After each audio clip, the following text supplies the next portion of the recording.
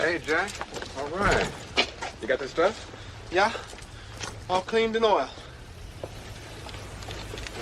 Oh, yeah. Beautiful. Beautiful. Let's get it on. Who are these guys? It's my theme music. Every good hero should have some.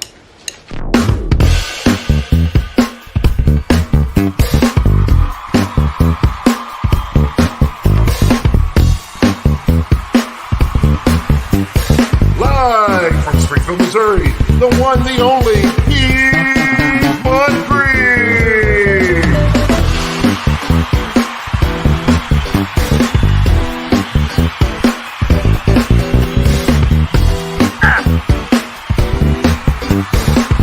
Yeah. Get it.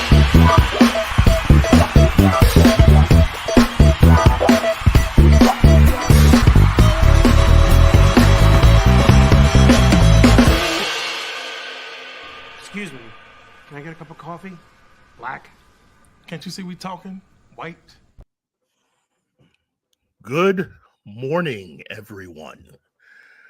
Ooh, it's been a heck of a morning, but I think we're going to make the best of what we have of today. It's good to see you, John and Martin. Same wise. Likewise. Oh my God. I can English today. I can barely do that myself sometimes. Look, first and foremost, I have always been a tech guy. Okay, technology has always been something that I've been kind of obsessed with, which is the reason why, I think of myself more as more of a geek than a nerd. And I just love technology. I do. I shouldn't, but I do. And I just can't quit it. Can't quit it. At least not yet. I'm not ready yet for the fall of civilization. So when the apes take over. No, it won't be apes. Not It even won't? the apes. No. It won't. Don't say cockroaches, because No. At the rate we're going are going to be smart fridge and smart toasters. Oh, so you actually think it's going to be the machines themselves? No, no, it's going to be not for because they made a coup, just because they are going to be the only thing that is going to be left. Last survivor scenario. Yeah, that's true. Yeah. By the way, weird. before we begin, I want to honor Tim that he couldn't be with us in the show, but he show up and give us our moral support. So, and I promised him that I would do this. By what name are you known? There are some who call me Tim. So there you have it, Tim, for your rerun. Hey, nothing like Monty Python in the morning. Yeah. So, hopefully, everybody out there has been doing well. Thank you, Penny. It's always good to see you, Penny. Let's see. Oh, 5 minutes. You got 5 minutes? Okay. But then he couldn't stay. Oh, We have D-Bud. Hey there. D-Bud. And of course, our dear friend Admiral Teague. Nothing like Admiral Teague. You know what? I'm going to take a slight detour for a moment. Hold on. Let me postpone it. Because I need to ask Admiral Teague something.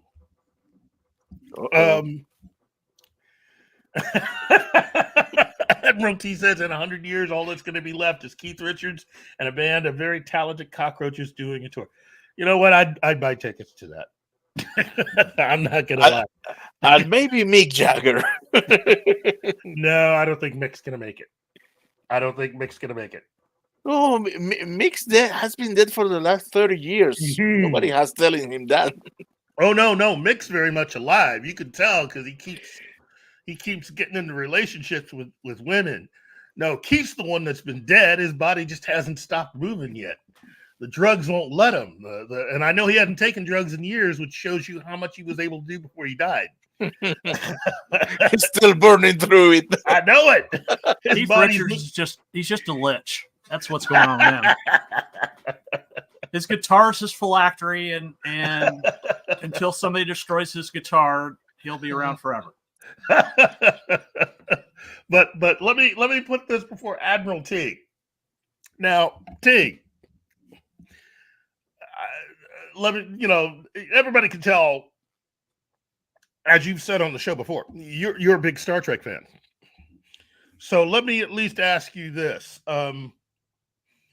what are your thoughts about this supposed brand new Star Trek film that's coming?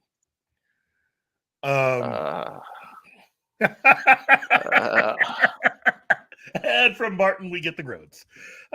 Now, it's a brand new film, but it will be from J.J. Abrams.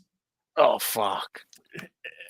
And this is going to be outside of the films that we know him for. Okay, this will be a prequel to Kirk and Spock and their adventures.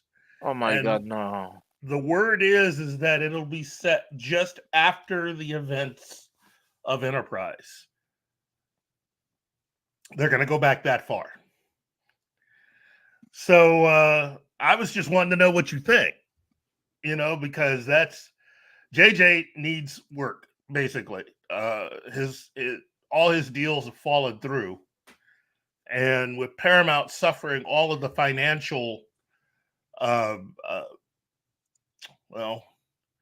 best way to say it is really Paramount doesn't have very much going. I mean, Paramount's just slightly, it's just barely what you would qualify or quantify as a major studio anymore because they've lost so much money. You know how people thought with everything going on with Disney that it would do all that damage? Well, it's done all that damage to Paramount, which is the reason why you're hearing all the rumors about Warner Brothers and Paramount merging. And D. Bud Martin says, if Shatner isn't in it, it ain't Trek. You know what? You got something. No, I wouldn't go that far. DS9 is still good Trek. Yeah, but I mean, from the way they're treating Shatner now, because they put out their poster for Star Trek Day, decided not to put Shatner on it, even though you've got. It's not the first time they do that. No, it's not the first time. They're just continuing to do it, and I've heard this before, and it's true. The moment he passes away, StarTrek.com will officially honor Shatner and kiss his butt and do all that stuff, but they just don't want to do it while he's alive. Oh. Hypocrites. So, look, Star Trek is what it is, man. And if you want to know the truth about it, check out the book Inside Star Trek. That's the book. I've talked about it before. People like Admiral T have gotten their copies. By now, they know what Gerry and I have been talking to people about all these years, because that's the one book that you cannot argue against logically. Everything they present in that book, they have researched and they've got it. Why? Because the two people who wrote it worked on that show during that time period. They got all the contracts, all the memos, everything. The stuff that a lot of the actors who have written their own biographies and books don't have, they got. So we know the truth. We know that a lot of what we've heard about Star Trek over the years was basically BS. And we are very aware of creatively how that show was created. We know what their thoughts were on the casting and who was a lead actor and who weren't considered part of the main critical cast. This is not a Shatner thing. This is the company itself. Desilu did this. They're the ones that created all the contracts. But people feel it's more convenient to blame Shatner, like he had some control. If Shatner truly had control, he would have owned the rights to Star Trek. But hey, it's convenient. People don't want to let go of a good story that has been told and retold and passed on, only to find out years later that it's BS. And you have two reactions. You can either, hey, that's BS, but it was a funny story, or you can cling to it like it's still the truth in some form or fashion. Anyway, JJ got himself another movie. And the other rumor that I just learned yesterday, and you better make sure you're sitting down for this one, Martin. I am. Okay. Seems that Kurtzman wants to try to buy the rights to Star Trek. Okay. Yeah, I know. He may have found investors to back him up so that he could buy the rights to Star Trek. You know what? At this point, I don't care anymore about any of this franchise. I'm done. I still have my collection of when they were good. Yep. I will rewatch it and be happy. And in my eyes, it doesn't exist anymore. That's almost the way you have to work, But if that happens, get set for Star Trek Discovery movies. Oh no, I won't. The poor victims, audience that are going to watch it. That's their problem, not mine. Oh yeah, we're gonna get Kurtzman Trek forever. Oh, I'm seeing it. I'm seeing it in my nightmarish future. There will be this Star Trek movie in which Tom Holland will be Kirk and Timothy Chalamet will be Spock. I'm telling you. Actually, they'll just recast everybody else and just create Kirk out of a hologram of somebody else that has passed away, though. But yeah.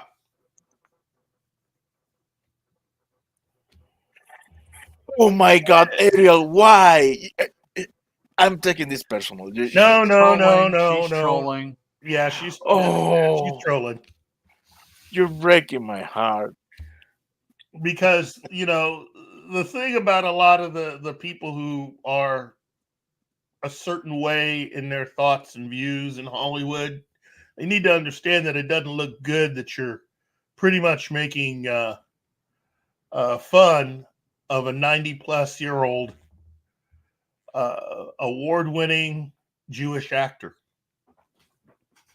But hey, you know what? You do you, okay? Who, in fact, is wittier than all of them combined. Oh, of course. He's always been witty. That's the reason why you have a lot of complaints from certain actors, but you know who consistently like or love William Shatner is all the crews. Starting with the original television series all the way up. Another person had that same quality too as Harrison Ford. Harrison Ford was always popular with all of the crews that he worked with. He was making Star Wars and a lot of other movies. Just saying. Hey, Shanatsky. Let me. There. There you have it. Anyway, I just wanted to see how.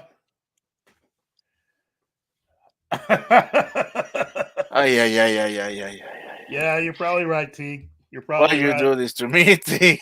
And it'll be worse because Kurtzman will own it, which means you can't buy any Star Trek merchandise from here on out because Kurtzman will get a piece of it.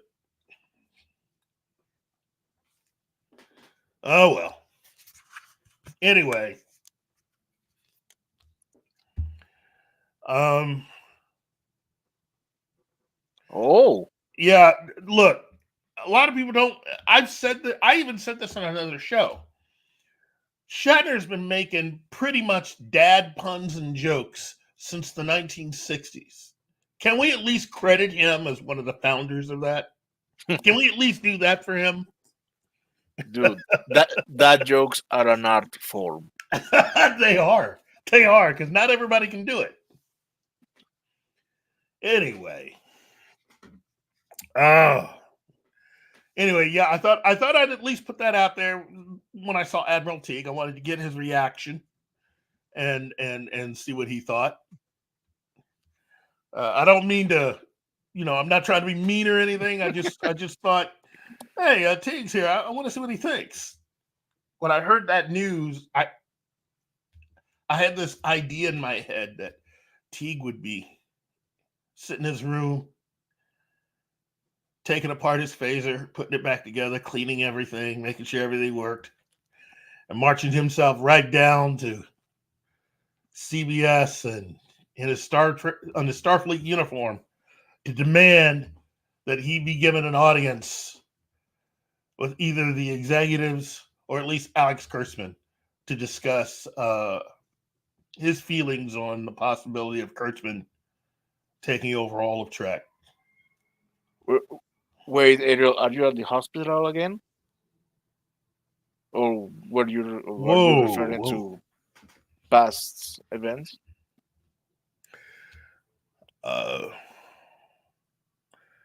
Well, if she's currently at the hospital and she's been pumped full of the good drugs,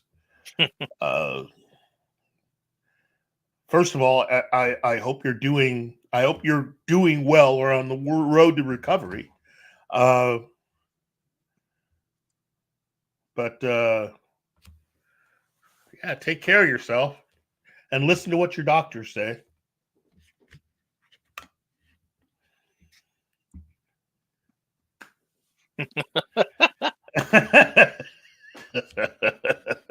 I don't have that kind of power. Really? You never know what you're going to witness. Let's turn this guy cameras on. Oh my God, what did I see? Look, there are things I on this planet I want to know about, but what people are doing in the privacy of their own homes is not on that list. I would love to just, I'd love to be in the room where they figure out what the lottery numbers are going to be. Mm. That's something I'd like to know in advance. Oh, you're being put it on spot. Yeah, but Admiral Teague, don't you think I would have figured out the lottery numbers by now?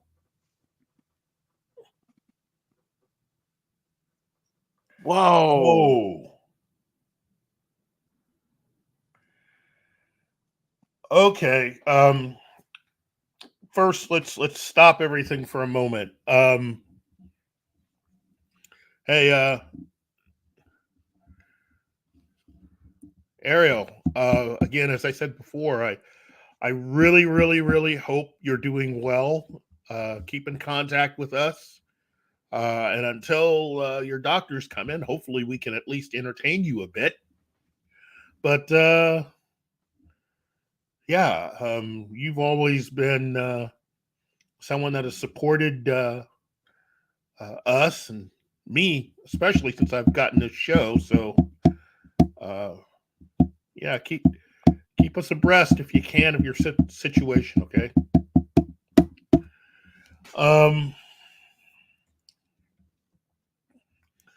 Sore is better than the opposite. Yeah.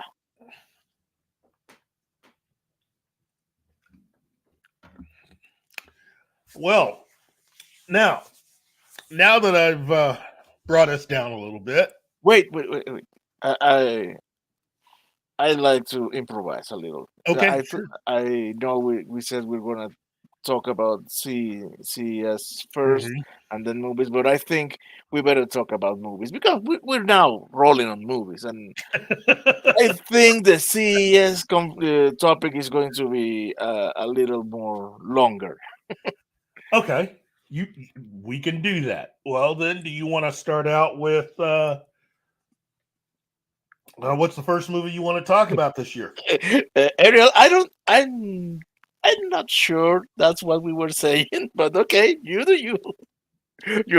Your male nurses are gonna love it. You know what? You're the one that's pumped full of drugs, and you know what, Ariel? We'll discuss that. Ghostbusters: Frozen Empire, just for you. We'll start with that. Okay, so Ghostbusters: Frozen Empire. Let me just say this: I have been a Ghostbusters fan since the first film and came out in 1984. Went to the theater, I think, 3 times to see the movie. Had the poster in my room. I was one of those kids that saw the movie enough to learn all my favorite lines. And having grown up watching Saturday Night Live, I knew all the performers. You know, that was fantastic to be able to watch that movie and enjoy it.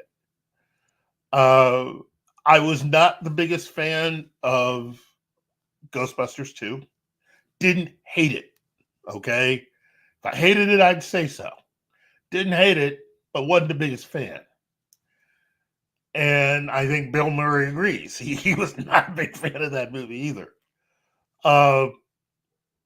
Ghostbusters 2016 was a wasted opportunity. In light of all of the emails behind the scenes, we now know that they were in the middle of putting everything together to bring the original cast back for a Ghostbusters 3 and decided to instead make the movie that we got.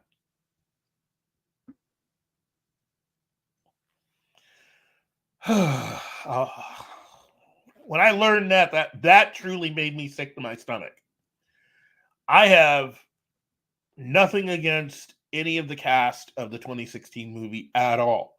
I think their director is also a very talented guy.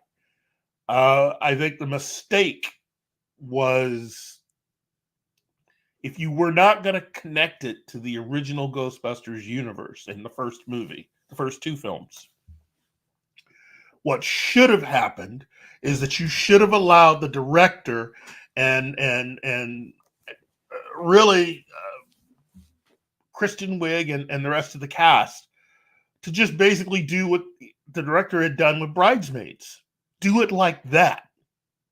Because Bridesmaids was a very successful film. And you can't even tell with that film, Ghostbusters 2016, that it's even done by the same people who gave us Bridesmaids. And I think they had just stuck to what they knew. They probably would have made a much better film. May I say something? Yes. It had to do with I had to get up, but I could catch when you said you don't have anything about the cast. I could have said that even after the movie. Mm-hmm. But man, I mean, everybody is in the right, in its any level right to make not a good product. Mm-hmm. Okay. But if somebody tells you, you know what, I didn't like that thing you made, beginning a barrage of insults, Mm-hmm. that puts you in my blacklist. That you can expect to throw epithets at people just because they didn't like your work. That's not how civilized people work. Yeah. You're talking about the old Leslie Jones statement after Yeah. Ghostbusters Afterlife. Look, I'm gonna say this. I think No, it wasn't her alone. Yes. Okay. Okay.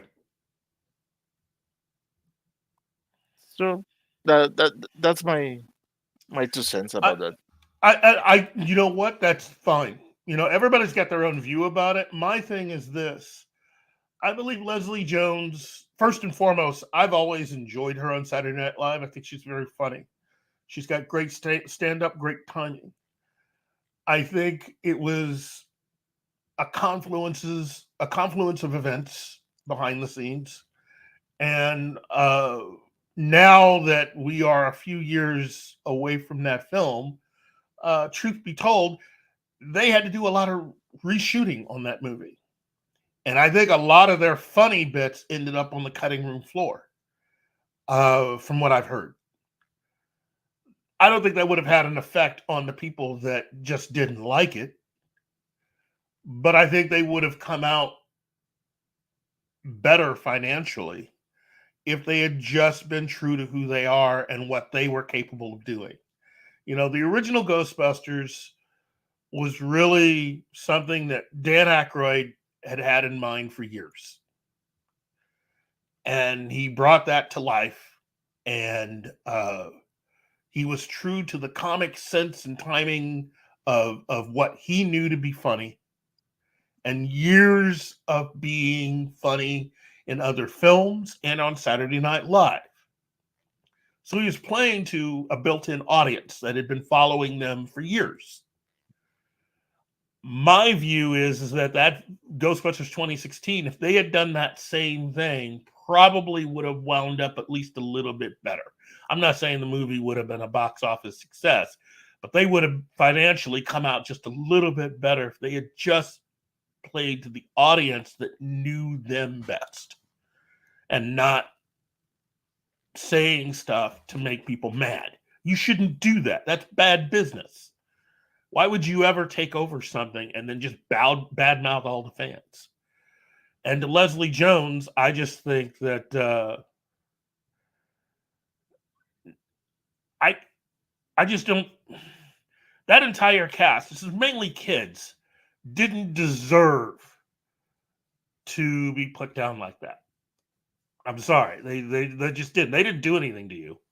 You know, so I would like to believe that Leslie Jones wasn't trying to really be mean with her comment, but a lot of it she was speaking out of pain, and speaking because she felt, I think, she had been wronged.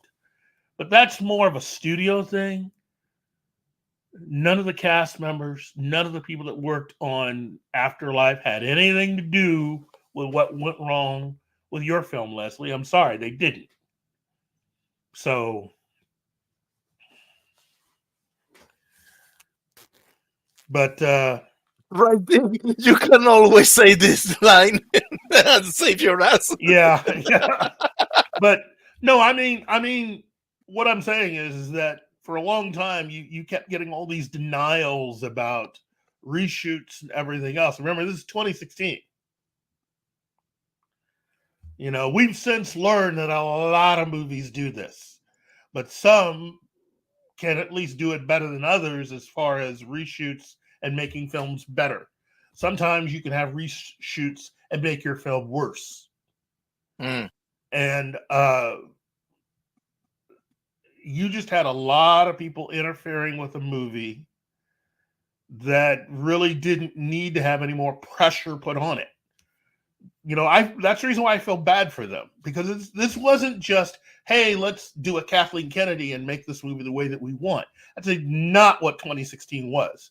2016 was really just a lot of just different people sticking their fingers in stuff and trying to make a movie by committee, which never works. That never works. So, again, I could go on about 2016.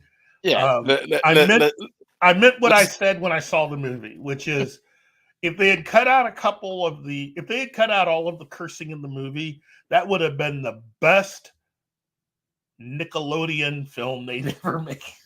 Because that's exactly what that movie was. It was like a Nickelodeon film with a lot of cursing. That's all 2016 was. Afterlife was really a proper continuation of what the original film story had been.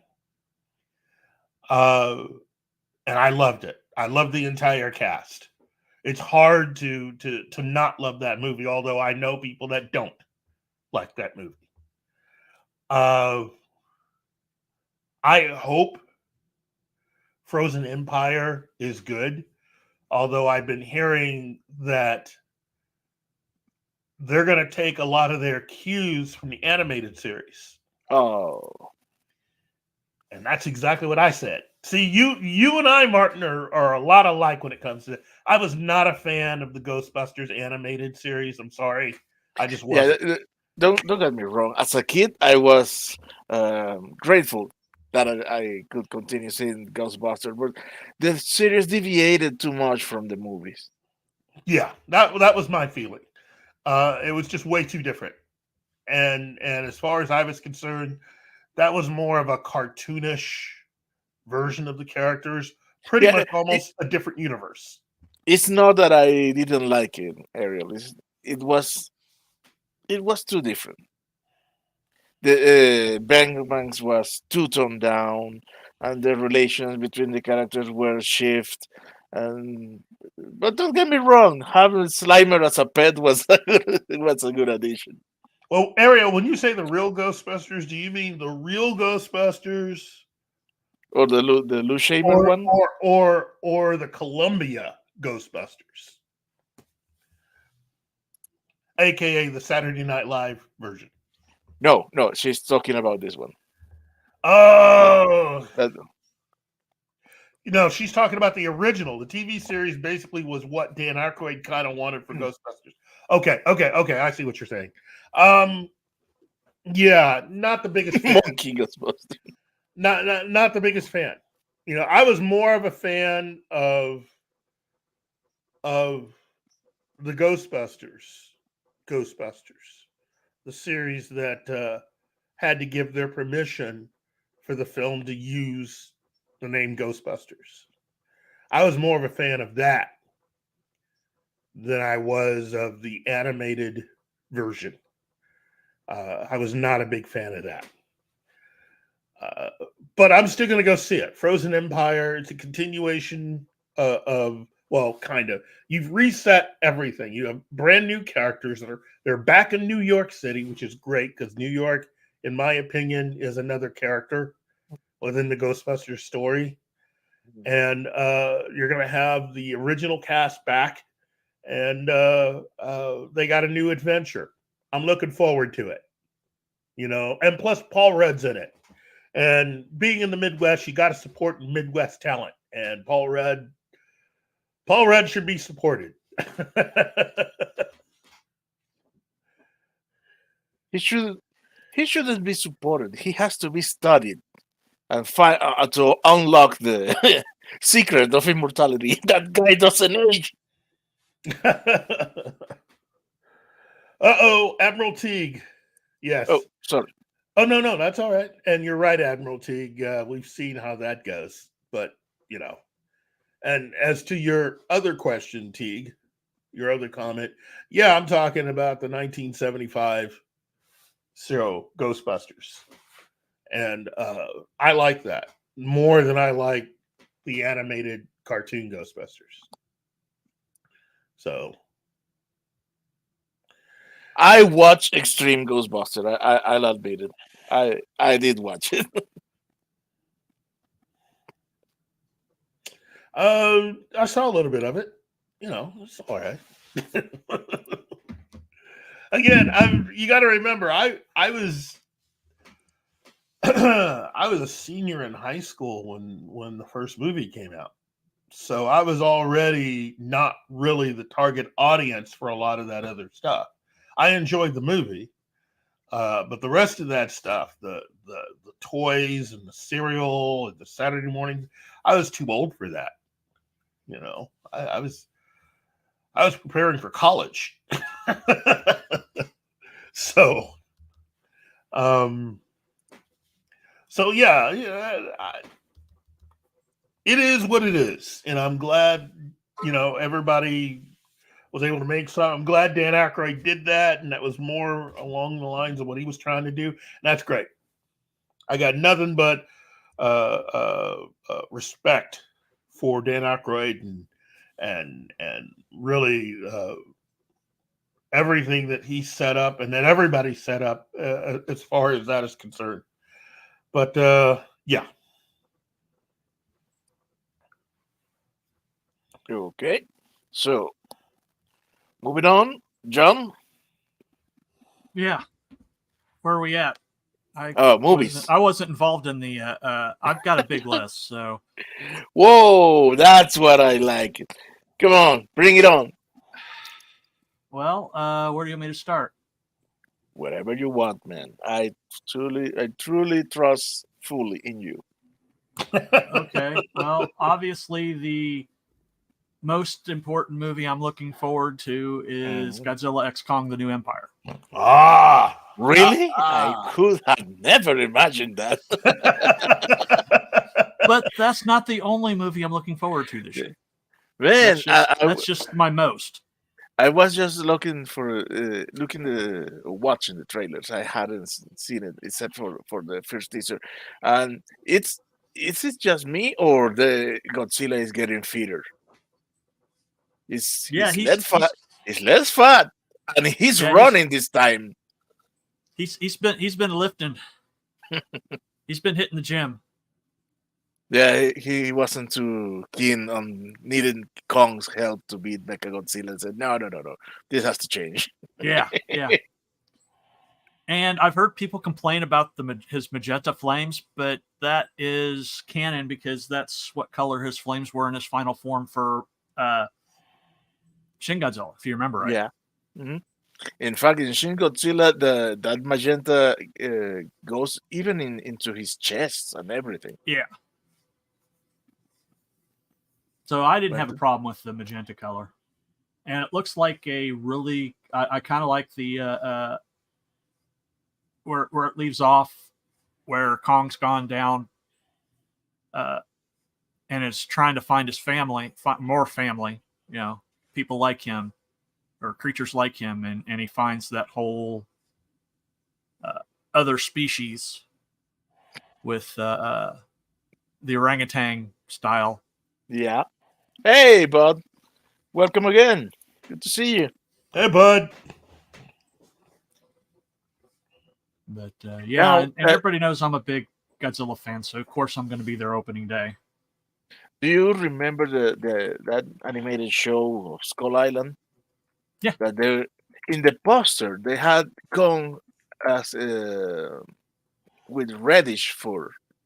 I think that was just an artistic choice. It wasn't meant to be anything. But the big body is a ginger gorilla. Yeah, well, if you look, he's got. I think his arms look a little longer. I think he's supposed to be more orangutan-like than Kong. Well, it has a gorilla face, but we will have to wait and see. And man, I'm salivating for that movie, to be honest. Oh yeah, definitely. Okay. Another movie that I'm really looking forward to that's probably not anybody's radar is called The Electric State. Really? Yep. Now, this is going to be a Netflix movie. Okay. But it's based on the graphic novel of the same name. And basically, the premise is it's a post-apocalyptic world, and Millie Bobby Brown plays the main character, and she goes on a cross-country trip with her robot companion, little yellow robot companion. So a boy and his dog? Yeah, no, it's more. This is an American wasteland that's populated by rusting hulks of giant combat robots. Oh! Society is slowly collapsing around it. Doesn't Millie Bobby have another movie, a fantasy one, and she's a sacrifice for a dragon? Yeah, that's Damsel. Yes, Yeah, that one looks good too, but I'm more excited about the Elector State. of course. With that premise, man. Yeah. But Also, it's got could this be a sequel to Robot Jocks? no, but it's like I said, it's based on a graphic novel by Simon Scalenhag. It's directed by the Russo brothers. And besides Millie Bobby Brown, it's got Chris Pratt, Ki Hu Kwan, Brian Cox, Giancarlo Esposito, Anthony Mackie, and a few others. That's Nice. a good cast. Some of them are actual cast, and some of them are just voices. Some of the robots. Well,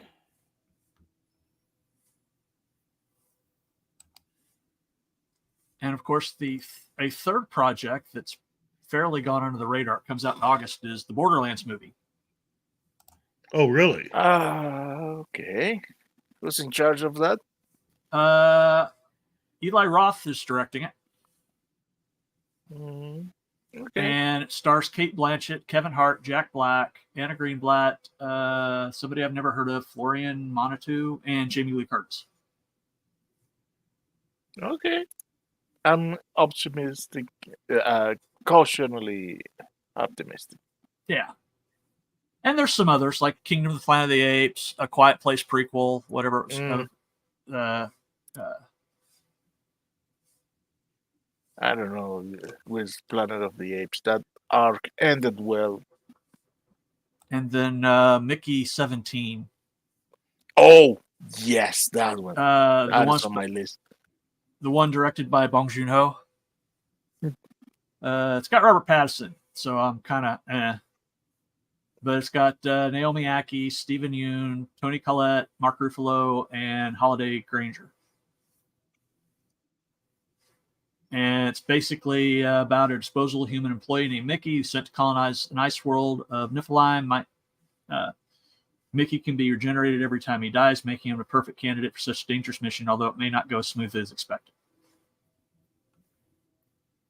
So, but the director's what's got me excited about this, because I like Bong Joon-ho as a director. Yes. In fact, that is my go-to when people start talking about Korean cinema. I always say, go see these movies from this guy. Oh yeah, his movies are great. I wasn't quite so keen on Parasite. I know it was a big critical success and stuff, but I like his other movies better.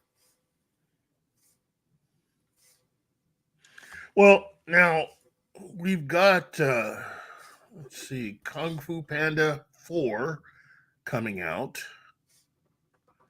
So if you love the other ones, you'll like that one. Yeah. I never had liked one of those movies. By the 20 minutes of the first one, I said I knew how it was going to end, and I said, "Nah, I'm out of a demographic for this."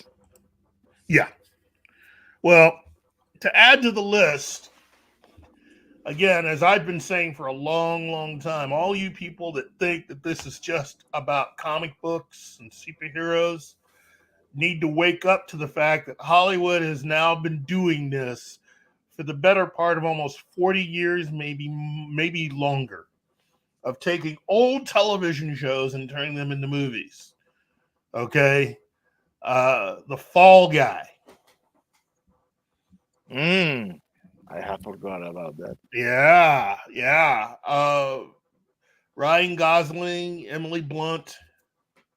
This is a big budget remake or reinterpretation of the original series that starred Lee Majors, who I hear is making a cameo appearance in the film. Yeah.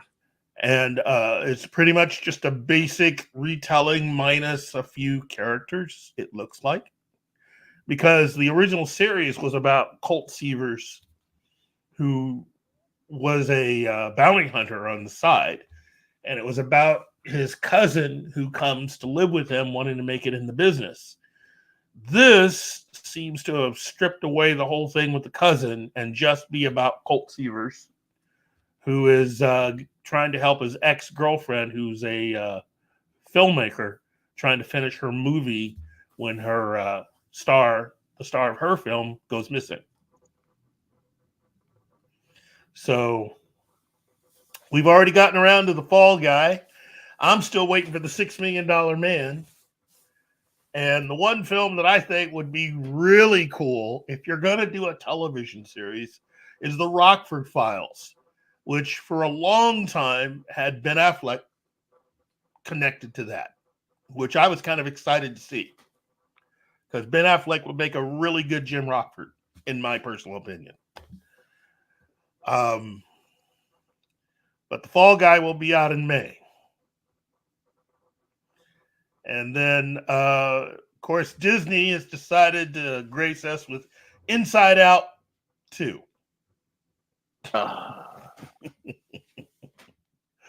That'll work. No, Anyway, yeah, that's not going to work. And well, there's TV I'm looking forward to too. Oh, well, hold on. I got this one last thing. That kind of crosses into what you're about to say. Netflix presents Beverly Hills Cop Axel F. So this has been a long time coming. Okay. I don't know how many changes they've made to this script, but this has been a long time coming. Wait. Before that, we have a super sticker from Darius Munchausen. And welcome, Darius. Long time no see, man. Thank you. Where have you been? Darius. I'd buy that for $1. Okay. Now that you say it. Thank you for your cooperation. Good night. I'll buy that for $1.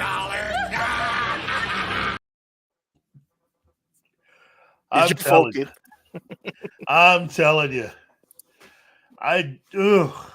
Yeah. So many missed opportunities of RoboCop. Just saying. Yeah. Anyway, John. Yes. You out can go on now. Out of all the TV series that's coming out, yes, there's a bunch of crap coming out. There's 2, and they're both on Apple TV that I'm really kind of looking forward to. Okay. And there's a movie I forgot too that I just realized because I saw the picture when I was scrolling through this. The first one's Constellation. It's basically it's a story of a astronaut who there's a disaster, some sort of disaster in space. Space 1999? No, it's not Space 1999. But when she comes back, she realizes that parts of her life are missing. Uh-oh. And so she's trying to solve the mystery of what happened to her life and why her memories have been altered. Could it be a redirect and this be a remake of The Other Side of the Sun? I doubt it, to be honest.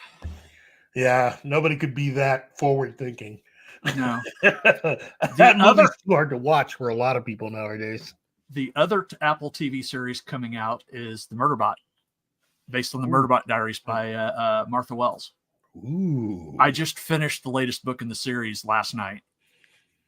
So, but it's basically a story of this cybernetic organism. It's not a robot, but they're basically organic. They're organic bots that are built to be security robots. So they're combat robots. They're security bots, whatever. Well, one of them, they have like a governor built into them that prevents them from basically going on their own and stuff. Well, he defeats that. He bypasses his governor, and he's basically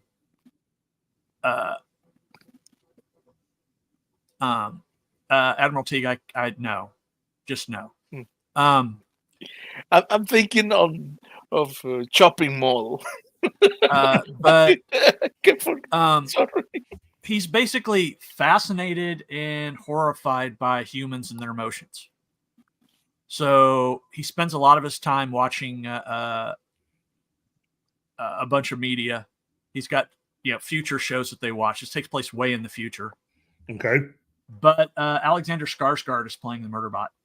That's what he names himself, as Murderbot. Okay. Okay. I'm down. Alexander Skarsgård. He's usually good. I like him. Actually, I'm sorry. I had a weird thought. Weird thought here. Here to share? Yeah, okay. I'm sorry. After reading the response to Ben Affleck in the Rockford Files, my mind just strayed and thought of something else. Tommy Lee Jones in a big screen version of Barnaby Jones. Yeah, I think Tommy Lee Jones is just too old at this point. That's the thing about Barnaby Jones. Yeah, he's old, but I don't think he's. I don't know. Well, you know the original story of Barnaby Jones. Vaguely. Okay. Barnaby Jones is about a retired police detective who becomes a regular detective. He was on the police force. He became a PI, retired from all of that, called back in because he had to solve the murder of his own son. Oh. And he teams up with his son's wife, who eventually... Hey, Loki!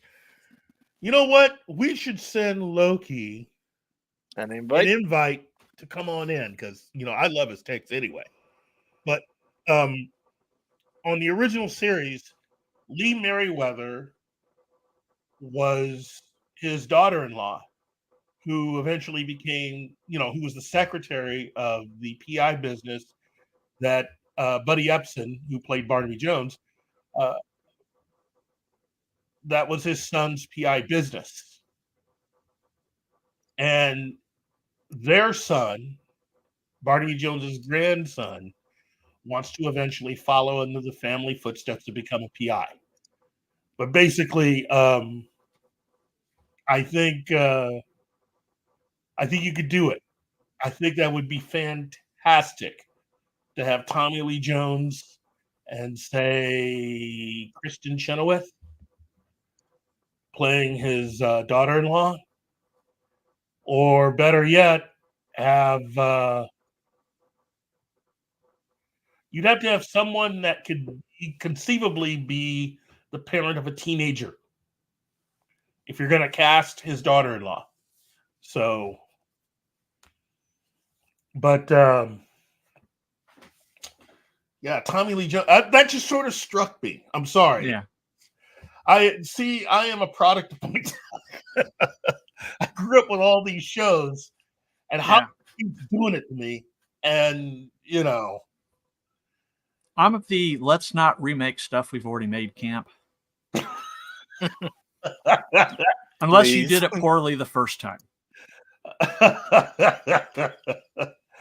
I agree. But I'm sorry. I have just had my mind turned inside out on all this stuff. Yeah. So, well, the movie that I had missed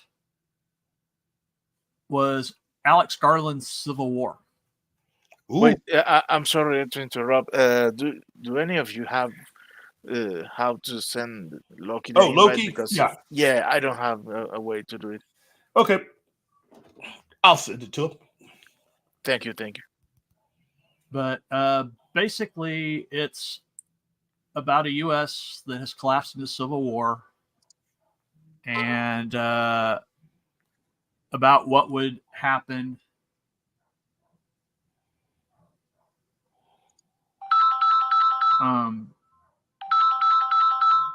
Okay. But yeah, so it's if you don't know who Alex Garland is, he's the one that did Ex Machina and Annihilation. Well, Ex Machina I liked, Annihilation didn't like. Not Well, one bit. I read the books. I've heard that the books are vastly superior to the movie. Yeah, they are, but I didn't. It's one of those adaptations I didn't find as poorly done as a lot are.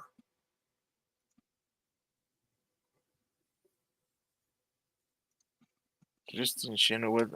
Oh. Well, see, if you're gonna pair her with Tommy Lee Jones, it can work.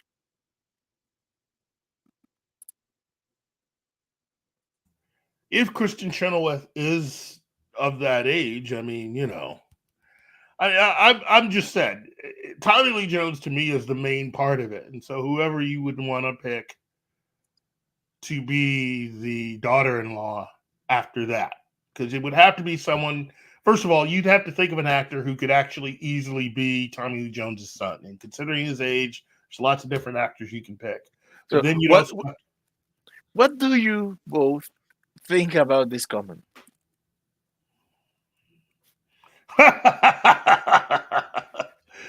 Something tells me Verhoeven would consider it up to a Oh point. yeah, that guy cool. But I mean, I think the movies would be a lot wackier now.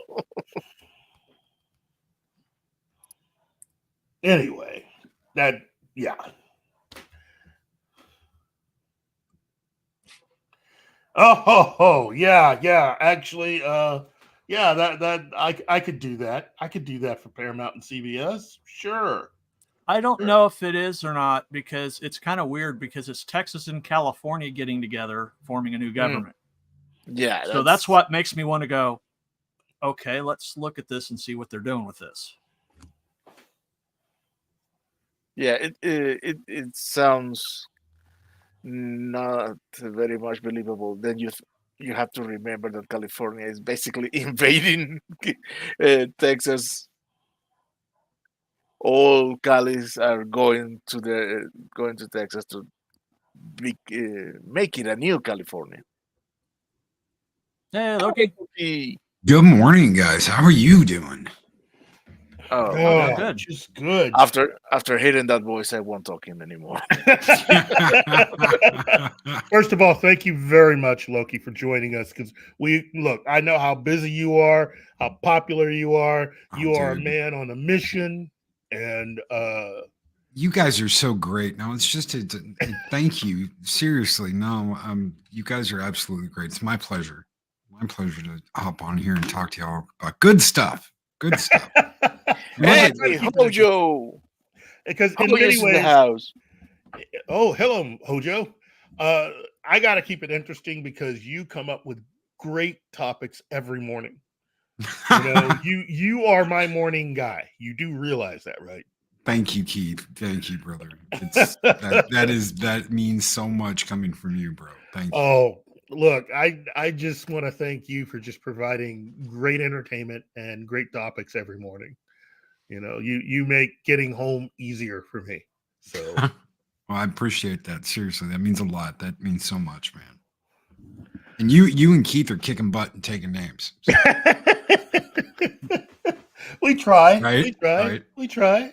It's like, but that's Gerry, Loki. No, it was a joke. Come on, guys. You guys are great though, man. You guys are going live, and you've got this awesome crew, man. You've got this awesome freaking crew here. And thank you so much for I didn't plan on you sending me a link or anything. No, really, I had to, because having talent like yours, I mean, I had to at least put it out there. And again, anybody that has never caught Loki's show, do yourself a favor and do that. It is a great way to start your morning, and to hear someone who is just so entertaining and so fun and so real and honest with his opinions. That's refreshing. That's what we need more of. I completely agree, brother, and that's what you guys do too. So thank you, brother. So, we're here commenting right now on all of the upcoming films for 2024 because I still haven't had a chance to do that. And I thought it'd be great this morning to do it. And then here my mind is, thinking of all these weird TV shows that they could turn into movies. And again, like I said, I would love to see Ben Affleck do. I would love to see him because I think he had been involved in. I think that his name had been involved in as part of the Rockford Files for a while, and I think I would love to see him do that. He can have that world weary look, someone fresh out of prison and still being, a private detective. But Tommy Lee Jones as Barnaby Jones, I still think that'd be great. I would love to see that. But John doesn't like remakes like that, so he's not a fan. And that's a matter of love.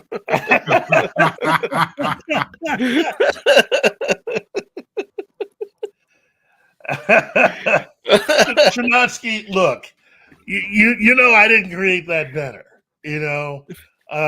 but that's how everybody here at Pop Culture Minefield, we that's how Gerry and everyone else wants to express their love to you, Chinatsky. That's so a Gerry. That's a Gerry. That is so Gerry to see that. Oh man, that's great. He's the only one who has a custom banner. Yeah, I know. And Ariel, yes, it was. It was the late great James Gardner, who is hard to replace. Okay, I can't think of very many actors who could have played that part so well. The Rockford Files is one of those shows that just was a well-oiled machine with all of the actors and actresses on that show. But if you were going to do it, I'd like, my vote would be for Ben Affleck. So it's really hard to replace James Garner in anything he's been in. I mean, even when he's like not the main character, go and look at like what's the war movie he was in, the World War II movie, like The Great Escape. You can't even replace him in The Great Escape with somebody. It's even when he's not the main character, he's a supporting actor. You can't go in and replace James Garner. It's just it's not gonna work because it's James Garner. It's James freaking Garner. Yeah. James Gardner was a one of the kind guy, and it's unfortunate there aren't a lot of people left in Hollywood like him anymore. Yeah. I'd say the closest person that comes close to that, and it's not even the same movie, but James Garner played Wyatt Earp. I can't remember the name of the movie he played Wyatt Earp in, but he played Wyatt Earp, an older Wyatt Earp, and I think the only person that came close to that interpretation of Wyatt Earp was Kurt Russell in Tombstone. It's not even the same movie, but it's the same character. Mm-hmm. You just can't replace. And Mel Gibson played Maverick, but he played Maverick's son. So even then, James Gardner was there. James Gardner was the Maverick, the OG Maverick. Uh-huh.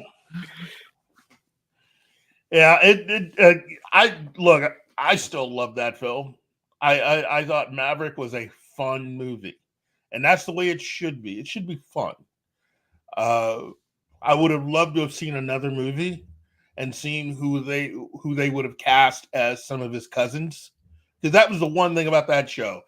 Maverick had a lot of cousins, and so that'd be fantastic. But it's been too long. You'd have to almost start all over again. So, well, I think given it the time of the day, and that we should go to our next Oh, yes. part of the show. Yes. We're going to do the segue with the video, the promotion for Gerry's graphic novel, and if I can find it, here we go. Meet the Seattle Vigilante. Like so many comic heroes, this warrior hides his identity. But his identity isn't the only secret he has to keep. After grievous wounds received during combat, Tier 1 operator John Russell begins to recover and comes to terms with his new reality of being an amputee. And as he learns how to use his new prosthetic limb, he finds himself caught up in the bureaucratic red tape that too many wounded veterans experience, the exhausting medboard process. Out of sheer frustration, John takes it out on the criminal scum of the city.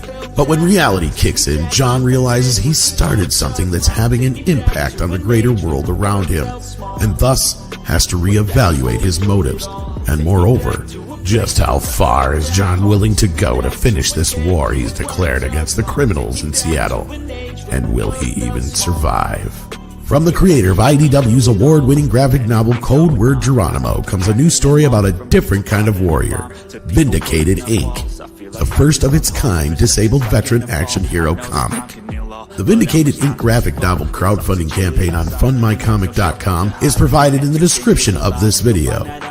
We hope you become a contributor. Please share this link. Thank you. Great cause, great book. If you're I'd like to use this opportunity to acknowledge Hoyo, who's in the chat, and giving him very, very heartfelt thanks, because he's part of the people from fundmycomic.com, which is making this campaign possible. Thank you very much, Hoyo. Wow. What do we have here? Oh, I have to see that. Sam Elliott and Tom Selleck. That's some money there, but that'd be money spent well if you did something like that. But you also have to remember, a lot of these actors are much older. You're going to have to try to team them up with a few younger actors who you think could Carry be the weight. good. Yeah, I mean, that's the unfortunate thing. We can't keep our favorite actors a certain age forever.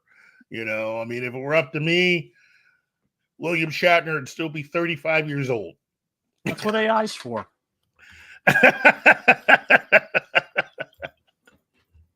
Seriously, I think you should be able to license the likeness of the actor and make that's what the whole thing about, we don't want AI actors. Well, the thing is, if an actor's, especially license it from his estate, not only does that keep money going into the state, takes care of his family, but it also keeps those great actors alive.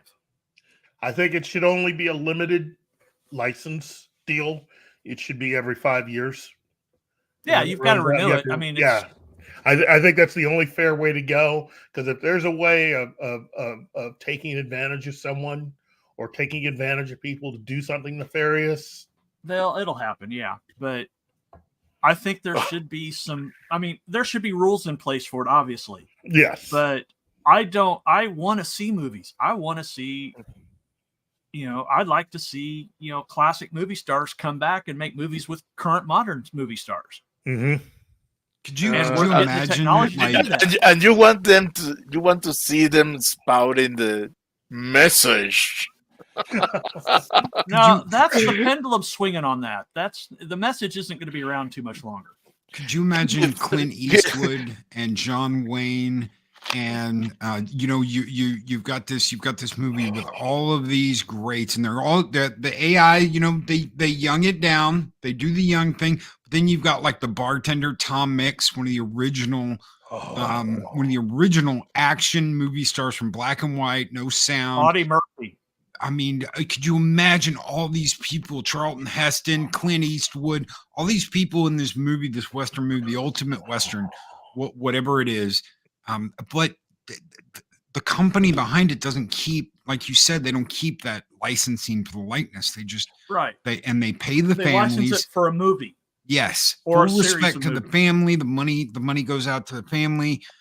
You get some young talent in that can play these roles that maybe have the swagger, and you AI it. But I mean, it could be epic. Be That would be absolutely a big hit. I mean, Hit? yeah. Yes, Yeah. Ariel. You know what, Um, Ariel? Look. Let me put it to you this way. Let's see. I have twin sons who are getting close and are approaching 30. I have grandkids. What do you think? You know, I remember 30. I remember turning 30. I remember everybody that was at my 30th birthday party. It, you know, I wouldn't mind being 30 again.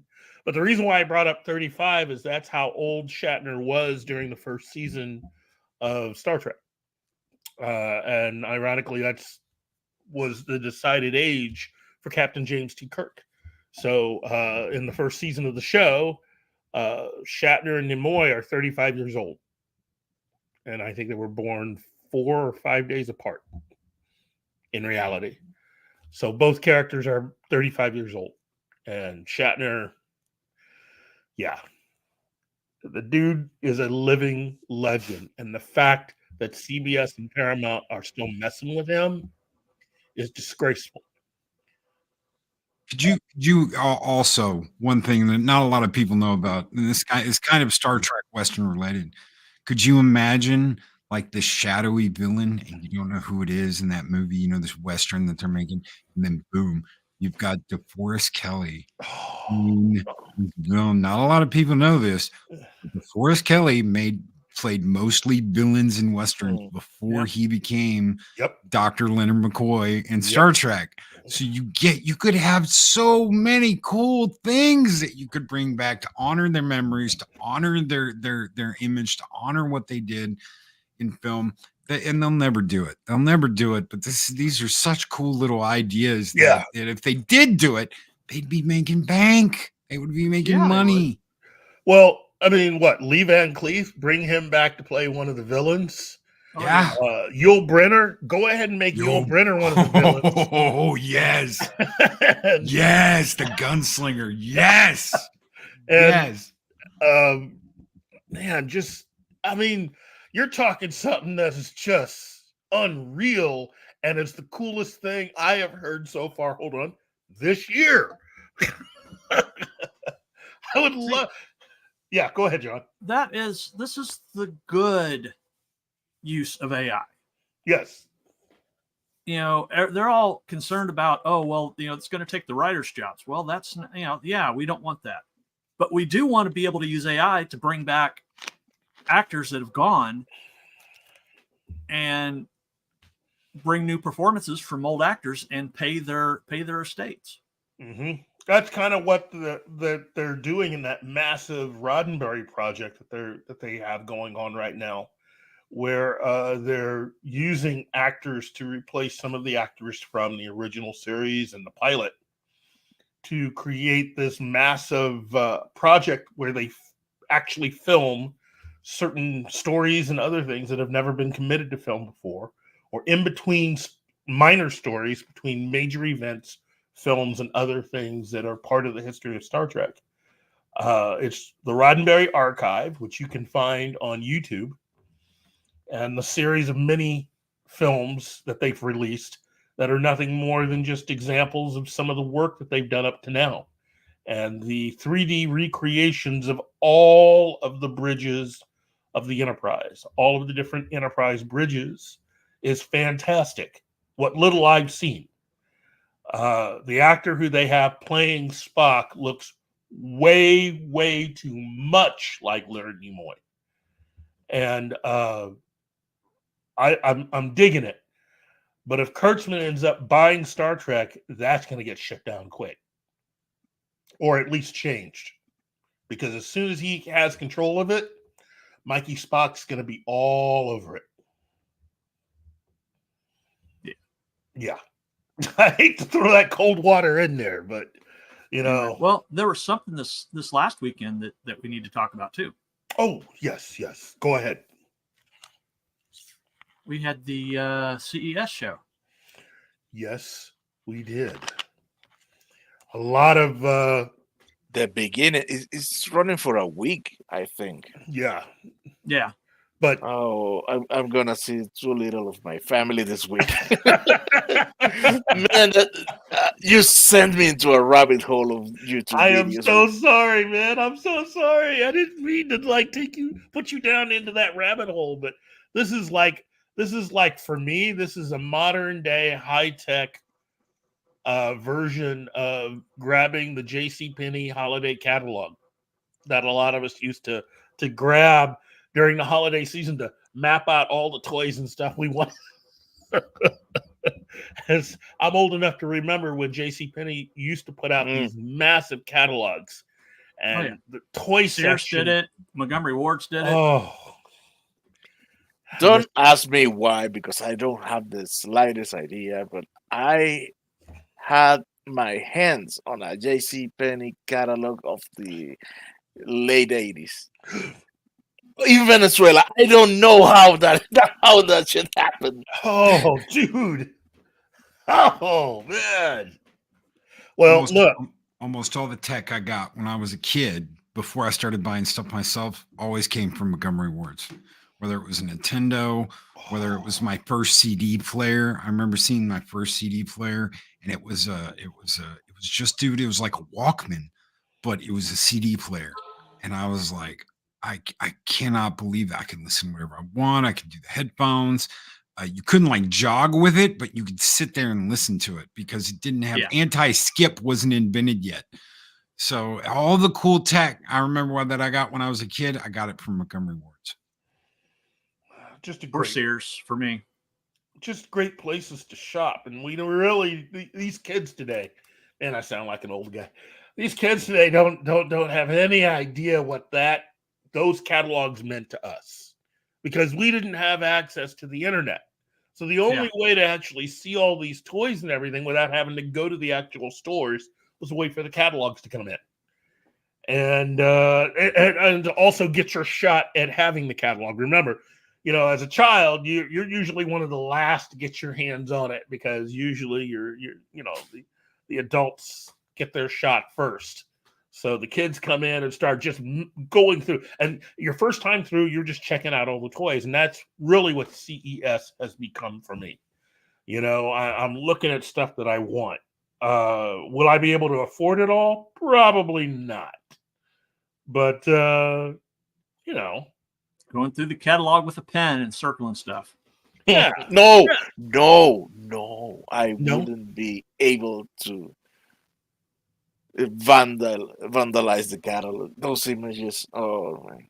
When you're a kid, you didn't care. I was you hey, didn't I care. want this. No, I want that. I do care. Remember, we didn't have those toys down there in Venezuela. Yeah. So at least I want the pictures. Well, let me just say this. I had that moment when I was on vacation for my son's wedding up in Kenosha, Wisconsin, which is, between Chicago and Milwaukee. And going to Inner Child Comics and Collectibles. And I know this sounds like an ad for the store, but the guy that runs it, I should say, had his own personal collection mixed in with a lot of other stuff that he was selling, right? His private collection stuff was in the case, and none of that stuff was for sale. I found a JJ Arms in the box, in the case. I just about lost my mind, because I remember when those toys were being offered in the catalogs, JCPenney's and Montgomery Ward's and JJ. I had to explain even to my wife who JJ Arms was. That's an old guy moment. You know, one of the coolest. Everybody talks about Evil Knievel. Everybody talks about Look at Cornelius. This is from that. This is from that shop. Yeah, Inner Child comics and collectibles. Wait, are those Babylon 5 figures? Yeah, in the back, those are Babylon 5 figures. This store is mainly just all collectibles. There's a few comics, but there's mainly just all collectibles. This guy had 2 original Star Trek the Motion Picture dolls, figures that were the large-sized figures that they put out in limited release in the original boxes, unopened. He had there was a whole shelf dedicated to all of the toys from the movie The Shadow. He had Babylon 5. He had Lost in Space shelf.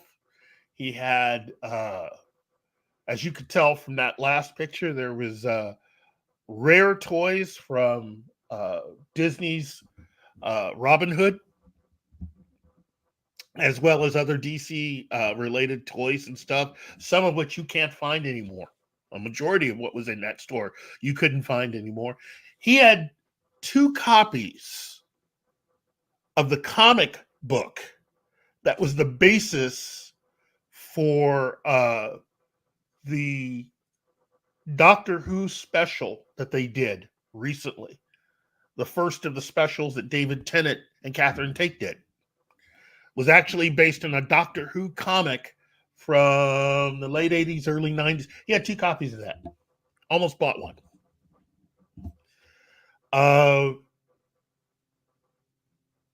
It is a place to go if you really want to purchase, in my opinion, just some of your childhood, because he had all kinds of stuff there. Oh, we have a visitor. Hello, hey, Ellie. Hello, How Ellie. you doing, babe? It's John's woman. Oh, you're making him blush. Look at him. Ruh-roh. It's Blushing. Ramirez. That wasn't his woman. She was your woman. Highlander. Can't wait for that one. Anyway, yeah, let's get to the CES stuff. Let's start talking about that, because and to have someone like Loki here, because he can definitely give commentary to figure out which of us is too crazy to actually own something like this. And also, you know, what his opinion on some of this is. You know, would he own it? Oh, dude! Before we get off of here, I'll see if I can get on my phone and show you guys the living room. You probably be like, oh god, 'cause it's just a shrine to Star Trek. Good Star Trek. I've got one of the I don't know if you remember this, Keith. You remember when Final Frontier came out? They had these cardboard Enterprises hanging in the lobbies of the theater. There was a big cardboard Enterprise 1701A for the Final Frontier. Right? Yeah. I've got one of those hanging in my living room. Oh, it's huge. dude. It's absolutely huge. It's the cardboard. It's the actual one, not a copy, not a replica. It's one of the actual ones that hung in the theater when Star Trek 5 came out. Dude, we've got like a shrine to Star Trek on the wall. So yeah, I'll see if I can grab my earbuds at some point and get on my phone and give you all a little tour. No one's seen the house yet, so I've been thinking about doing that, because I have I've been allowed to have one room that has all of my stuff out. The comics, all of the merchandising, the toys, my big Superman standee from the United States Post Office when they gave Superman his own stamp. Nice. I have lots of artwork, and half of that stuff not even hanging, but you know, a majority of it I think I've already got a majority of it already inside frames. You name it, I probably have it in there. But it's an extra special room that I've never really shown anybody. Even Gary's never seen it. He's walked past the door. He's never seen inside. But that's my collection, and it's going to get bigger. That's what they always say. It's going to get bigger. It's going to get bigger. Much to my wife's chagrin, it will get bigger, and I will add more. Whoa, phrasing. What? What? I did not say anything wrong today. But yeah, it's second best thing I own, second best thing I have in my possession. But that's the great thing about having a place big enough where you can do that. You know, Indeed. Had I not left Kenosha, I would be right back at Inner Child right now, trying to negotiate getting more stuff. Because that place is like, it's like your favorite Christmas catalog from when you were a kid threw up inside of a store. That's the way Space Cadets here in Houston. If you ever make to Houston, Keith, there's a place called Space Cadets Collectibles. Space Cadets Collectibles. If I ever get it that far, I'm calling you. That way you can we can meet up and you can show me that place. Yeah, they've got comic books, they've got posters. I was able to get so they had a cardboard cutout, and it was the cardboard cutout stand that went in a movie store that was like get your Star Trek The Next Generation VHS from Columbia House. It's the Columbia House, the big cardboard stand that was like the promo for get your VHS tapes from Star Trek The Next Generation. And I was like, are you really selling this? And she goes, yeah. What do you want for it? Okay, here you go. And yeah, I've got the promo for Deep Space Nine. There's a whole bunch of stuff I haven't put up on the wall yet, and toys and stuff that we've got in the back. So before we get off of here, I'll grab my earbuds. You and I got to hang out sometime. That's all there is to it. You and I got to hang out sometime because there's a lot of geeky stuff we need to talk about. But let's get to the CES stuff. Do you want me to start first, Martin, or do you want to go first? Or okay. So my particular thing for CES this year is I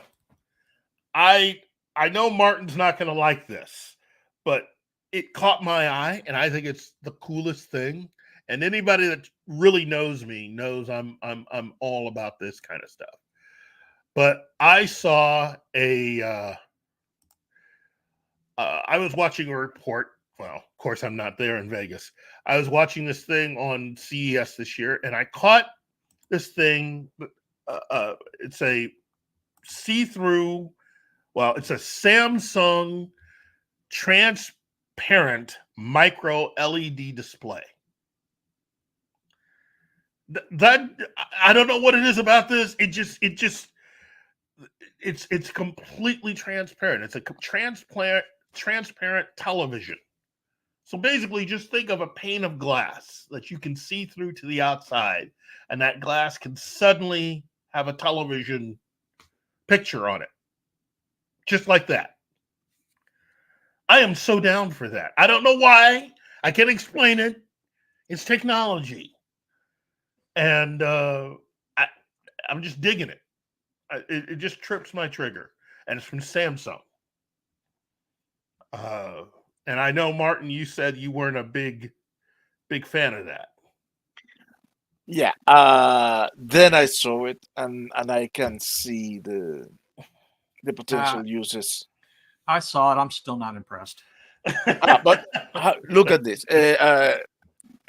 As a medium of, I heard some examples that say that you have a store and you want to show information and keep public's attention, but at the same time they can still see the things that are in the shop, so it may work. And there was this may sound a little vain or vacuous, but those these new screens are all enormous. So you put a black box in your house, and it becomes a siphon for light. It will. I mean, when it's off, it's taking all the light off your room. You can Well, make that. You can use that when it's off, and you can have even an art piece behind it. And If you're concerned the about whole that, then just pony up the $220,000 for the folding TV. You just push a button and it collapses into a box. yeah, John, there's that. John, Yeah. you do remember what I've told people about when I finally decide to go into the old folks' home? I only require two things: wall size TV monitor and the nurses with the really, really short skirts. That's it. That's all. I know it's not politically correct to say that nowadays, but you know, I want to be able to sit in front of a wall size monitor. I mean, a wall size monitor. Well, I saw one of what 110 inches QOLED. Yeah, that folding TV I'm talking about is 137 inches. Good night. They're getting close.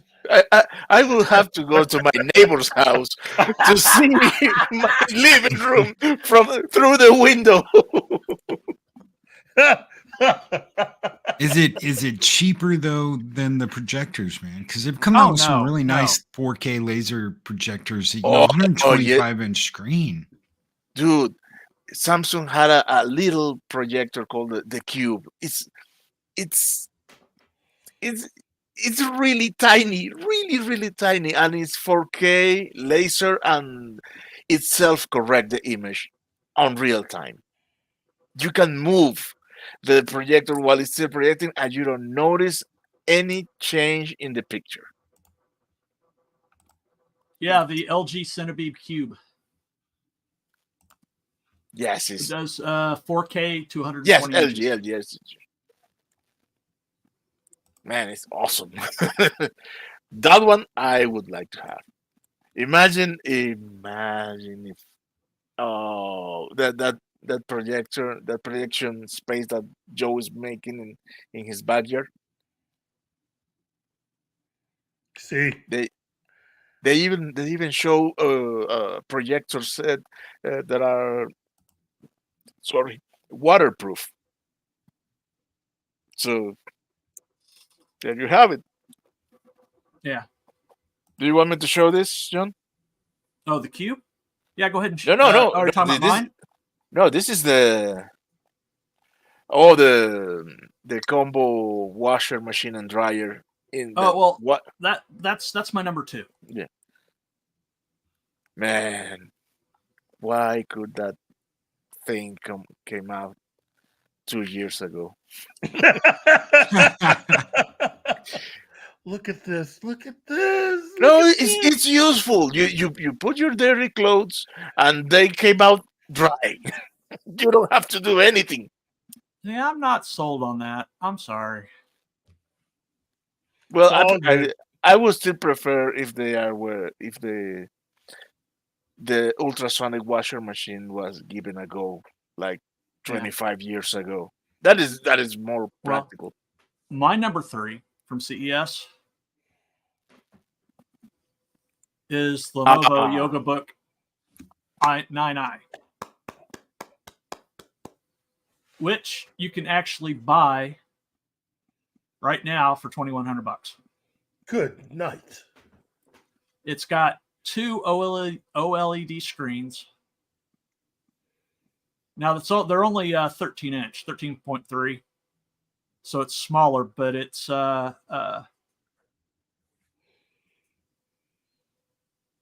Yeah, you can put the keyboard up on it, fold it over like that. You can do, it's a yoga book, so. Wow. If I were into laptops, that would be on my radar. But I prefer desktops. So you Oh, can. I'm right there with you, bro. Yeah. I've Well, had laptops and they are useful, but they shouldn't be your day to day. They are in just for the road, Okay. in my opinion. What's your number 3, Martin? Number 3. Oh, you took away the. I'm trying not to use the one that we talked about yesterday. So I would say my number 3 by frivolous pick would be that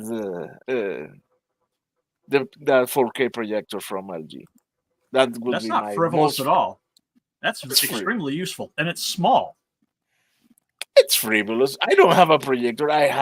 So I don't have the need for it. If you don't have the need, it's frivolous. I don't say that you shouldn't want to have one. No, but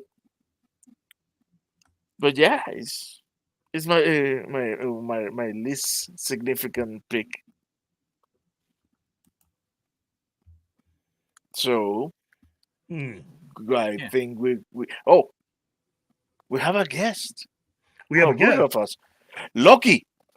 What Yes. would be Yeah. your pick? Well, Loki doesn't have picks. He's just looking at what we're looking at. That's right. I'm just looking at what y'all are looking at. I'm like, oh no, I don't have a list pulled up. I haven't looked at nothing. I haven't done my homework. My dog ate my homework. My drawers were dirty. I didn't have any clean clothes. My mama's sick. So yeah, dude. Everything you guys have shown has been kick ass. So It's just amazing what they have there. A lot of this really is for show. So I don't believe portions of this will actually truly be released to the public in its current form. I believe some of this stuff is kind of pie in the sky for the most part. Yeah, like that Yeah, Clear TV. No, that TV is on. That TV is getting in the market. But yeah, there were much. How could it put? Technology demo. How about this? How about this? I'll tell you guys a funny story. A couple years ago, I got a grant. I got a grant. I'd been doing the show for a little while. I got a grant. I got some money, and I was like, you know what? I want to build the ultimate desktop that I can build at the time. And I called up this company that made custom badass custom gaming computers. And I was like, I want this, and this. I want all these cool things. And they were like, we don't know if we can do that. And I said, what if money was no object? Tell me what it would take for y'all to attempt to build this computer that I'm asking y'all to build. They looked at everything, they added everything up, and he just threw out a number. He was like, $8,000. And I said, done. Tell me where to send the money, and we will get this done today. I'll call my bank. We'll get it sent over. And they did it. And like, this was like right in the middle of the coup, the pandemic, whatever. I had to make Sparta. She's got like 60. She's like a 64 core. It's crazy. Wow. I had the best video card I could get, which at the time, which was you a put a 3090. Threadripper on it, right? Yeah, put a Threadripper on it. It's got a 3090, which was impossible to get at the time. I was like, do you have one? They said, we have one in stock. And I said, well, you're using it on my computer. And it was like 64 gigabytes of gaming RAM, the best one, the Corsair gaming RAM. The only thing that I went cheap with, and I should have known better, was the cooling system.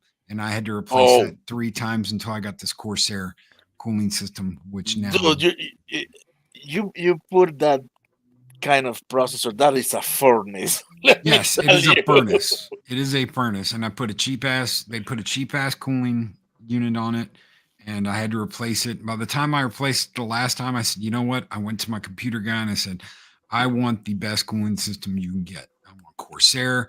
I want the soft pipes instead of the hard tubing. Go nuts, have a field day. And he did it. And I haven't had a problem with it since. So that was my I'm gonna go crazy like nobody ever went crazy before, and I'm gonna get the very best thing I can get. And I got it, and I've loved it. I love it, except for the cooling problems and the leaking when it had the creepy. Well, now you need to replace that 3090 with a 4090. Yep. And take a look to the new monitors that they presented and see. Yes, man, the things are getting crazy. There's one monitor that had 480 megahertz refresh speed. It's crazy. It's Mm. crazy. Fuck is that? Wow. I just don't have look. It's a good thing I'm not rich right now because I would try to buy everything. But if I were rich right now, it would be bad for my family life. So, hey, Zach's in the house. What's up, Zach? Skull, brother. Let me get you. Do I have it? Yes. Hey, fuck you, Kyle.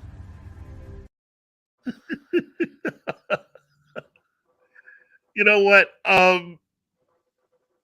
For me, my number two would break me. This would break me, but it'd be fun. You know, this one just knocked me out when I saw it. Okay, it is a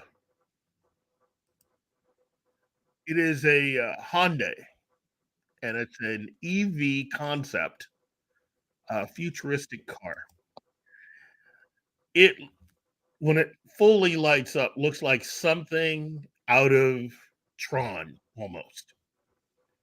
You know, if the people behind Tron and Batman got together to design a car, that's what that car looks like. And I got to tell you, I could get into way too much trouble with this vehicle. Right now, I would get into way too much. I couldn't pull off any crimes because I'd probably be the only person in the United States to have one of these. So they'd be able to follow me. But oh my goodness, this thing, as Zaphod Beeblewalks once said, this thing is bad for the eyes. and I got to tell you, man, this would definitely be something that I don't think my kids would be prepared to allow the old man to comfortably have. Bam. There's a close up of it. Okay, let me show it. Oh, this one. Yeah.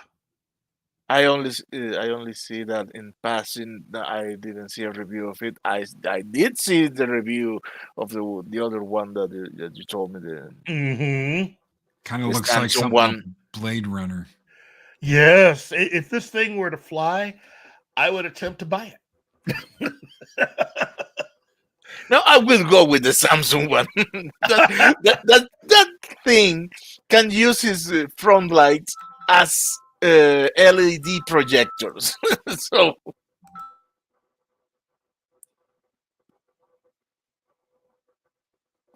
yeah, that's I'm not on EVs either. They don't make. I mean, I am. I do. And don't get me wrong. I'm still a, how do they call it in the UK, a petrol head. Mm-hmm. But I like the simplicity of the concept of less moving parts, which ironically should be give you more freedom to do with your car what you want, but the freedom that you lose that you gain from the mechanical workshop you lose with all the things they are injecting in their software. It's just a cool car. If anybody was to make, if anybody were to just put the money together to say, look, I'm just going to create an officially licensed Batmobile, and you put some of this high tech stuff that we've seen this year from CES inside that Batmobile, you'd sell Batmobiles. Seriously. There is not one man who is not a geek or a nerd of some order who's over the age of 35 that would not consider buying a Batmobile to drive. I still want the one from the 90s, and I cannot, at my age and my condition, I cannot get in or out of that thing. But here's the thing. The Michael Keaton one is great, but you do realize what you would have to put in that thing to make it go, and the amount of money that you'd have to spend for gas. Yeah. All I'm saying is if you took if you took one of these concept cars and you just sort of did a few cosmetic things to it, you would sell a lot more vehicles because they look exactly like a Batmobile. And with all the high-tech gadgets you already could stuff inside one of these things, you might as well just go to Warner Brothers and make it an officially licensed, buyable Batmobile. That's all I'm saying. And repurpose the 89 commercial with Alfred. Oh, yes, our driver will be there soon.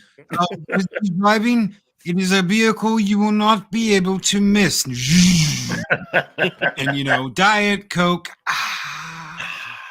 Yeah, the Alfred commercial from 89 Batman. Yeah. I'm just saying, it would, oh, man. Look, man, I settled with the tumbler. That's all I have to say. Oh, the tumbler. Well, Mr. Wayne, you don't want nothing to do with that. Yeah, I'll stick with classic cars. Thanks. It's all good. It's just oh man, I would almost live inside that vehicle if I could. Man, the tumbler, the stunt car, that thing can do 120 miles per hour. So it is a muscle car, John. Wow. It's electric. No. It uses a V8. Okay. All right, now we're talking. No, the thing is, you have to use ear protection to drive it because you could go deaf. Yeah, I wasn't paying attention. Who makes it? I don't know. No, I'm talking about the stunt car for Batman Begins. Oh, yeah. Tumbler. Okay. Yeah, that's And it fine. it makes the jump. Real cars. Oh no! Well, that is a real car. That doesn't exist. Well, real production cars. Well, look. As I was saying, this company could afford to do that. Make a few cosmetic changes, and become the official licensed Batmobile. And I'm sure there'd be quite a few men over the age of 30. I don't know, man. That car looks like a minivan. Oh, really? Yeah. I don't see that, man.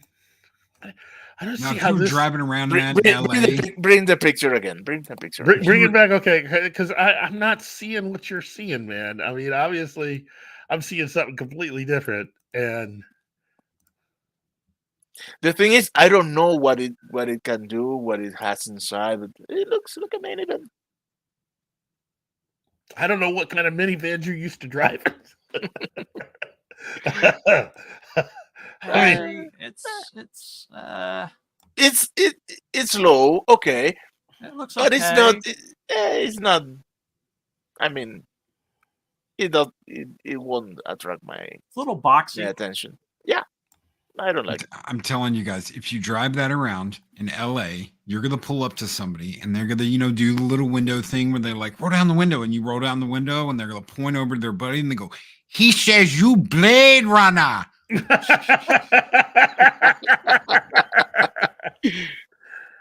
I mean, look at the dash for this thing. Okay. Yeah. That is Harrison Ford's damn dash in Blade Runner. It's a concept car. It'll never make it to production. Again, the concept from Samsung was better. Well, my number 2, Yes, let's get to your number 2. since we're almost out of time here. Whoa! Let me say real quick, dude, Das Wolfen, you're looking cut, brother. I'm serious. No funny business here. Dude, you're looking jacked, bro. Seriously. Congratulations, man. I'm in the 240s now, so Nice. He weighs less than I do. yeah. I'm not kidding. You're taller a than I am big by a guy, foot. though, Keith. You're tall. You're taller than I am. I'm 6'3". You're taller than I am. Look. First of all, John, you do look good, man. Seriously, I'm proud of you. Everything you've done, it's just amazing. I'd also like you to know I'm all that weight you're losing. I think I'm picking it up. So Yeah, me too. Let me tell you something. Every time I hear you talk about your height, I feel like a Wolverine. Man. Yeah. Well, my number 2 is rather domestic. It's a combination washer dryer where you just put your clothes in, it washes them and dries them. So no switching clothes. You just put it in and pull it out 2 hours later. It's got a built-in robo vacuum and robo mop. wow. Is this the LG or the Samsung one? This is Eureka. Oh, so there are 3 different brands that I know of now. Yeah. Man, but that is so convenient. Yeah. And it takes up only one spot in your washer. Mm-hmm. Wow. Okay, I will admit that's practical. That's very practical. It's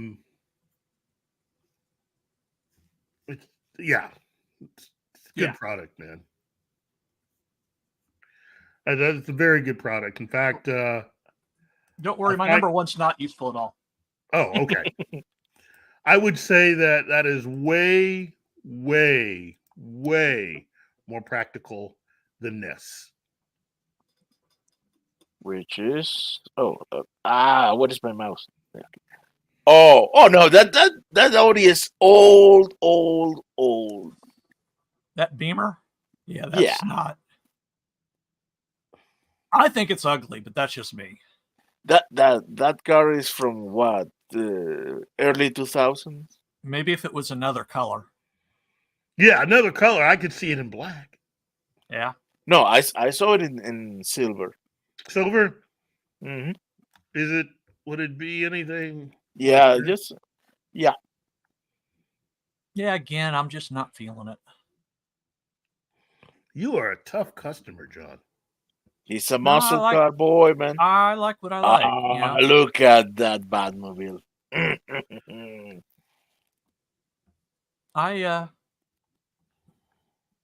a muscle car guy. Now, I say I'm not an electric guy, but if the stats of the new Charger, which they're calling back, it'll look more like a Challenger now for their EV, because Dodge is going all EV, which disappoints me. No, well, have you seen the Volt 1? 1000 HP. Nah. Four independent electric engine. Man, 1000 horsepower? Are you passing on that? It's not about the horsepower. It's about the look. It looks like a sports car. It looks like a supercar, hypercar, whatever. Yeah, it's a hypercar. There we go. Greetings, programs. Yeah.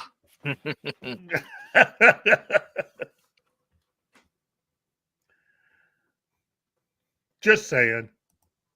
Just saying. Okay. 2025 Dodge Charger. Nice. Show me more. Well, that's all that's there. Side view. No. They dropped the ball with the rear. I heard that they're not going to be using the 6.4 liter anymore. No, they're going all electric. Ugh. This is the only way they'll get me into an electric car. That's it? What? You don't like the look of the Prius? No.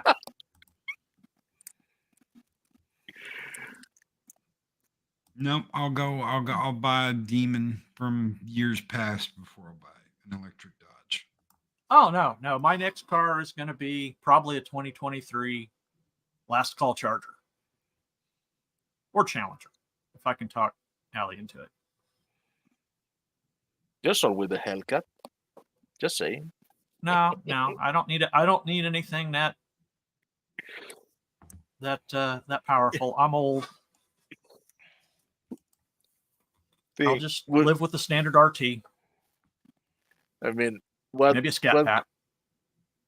What should be a bigger on which you will be wasting or investing more money, the gas or the wheels, because it's through tires every time you try to start it. Doesn't matter that devilish sound that it makes. Let's be honest. If money was no object, I'd be in a 70 Charger right now. But nice, and you should write in the bumper family. No. I'm not putting a big giant blown engine out the hood. No. It's going to have a shaker hood, yeah, but it won't have a blown engine. No. That's just no. Supercharger, no. You don't need all that. I mean, it's great, but you can looks nice. The supercharger looks nice. So you can put a supercharger on it and still have it all under the hood.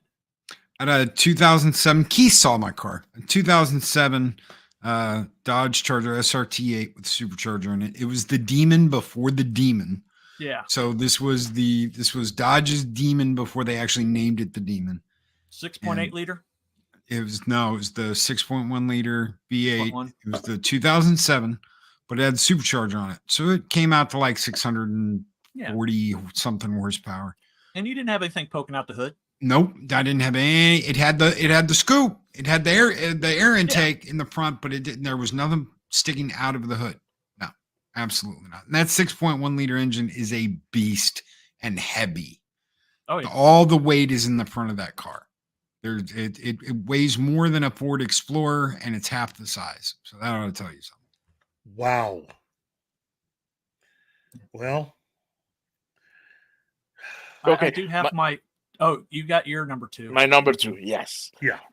It's nobody's talking about this, and I think it is a very useful product for if you're recuperating of an injury or just want to exercise or are an elderly person. It's a mini exoskeleton that you wear like a fanny pack, and then the motors and sensors are all in the front section, and only has 2 prongs that extend from it downstairs, down, and it only extends to your thighs. It doesn't get, but it assists you in walking, and you can that is in assist mode, and it has a training mode in which instead of assisting you, it creates resistance. And man, I think that's very useful for people who has problem walking. I think that is more of a life-changing situation than anything that we have been talking about, except for the drying and washing machine. I want one of those. Yeah. That would be my number two. I was very impressed when I saw, because it's very small, it's very compact, and it it helps people, and that should be the main goal of technology. You're right. It should be. Yeah. It should be about technology being able to be useful and helpful to people, especially to people who aren't tech savvy, which really is the key. The key to being able to be very successful is how convenient you can make things for people that just are not tech savvy at all. Okay, I think that leave us with you and your number one, kid. Yeah. Okay. Well, look, for me, as I've said before, I enjoy all this stuff, every bit of it.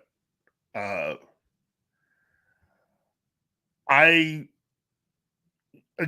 the guy that still holds out hope for flying cars. I do. I mean, I wish I could say I wasn't, but I am, because it's a childhood thing. It's a sign of living in the future, and anything that can get us there, I'm down for.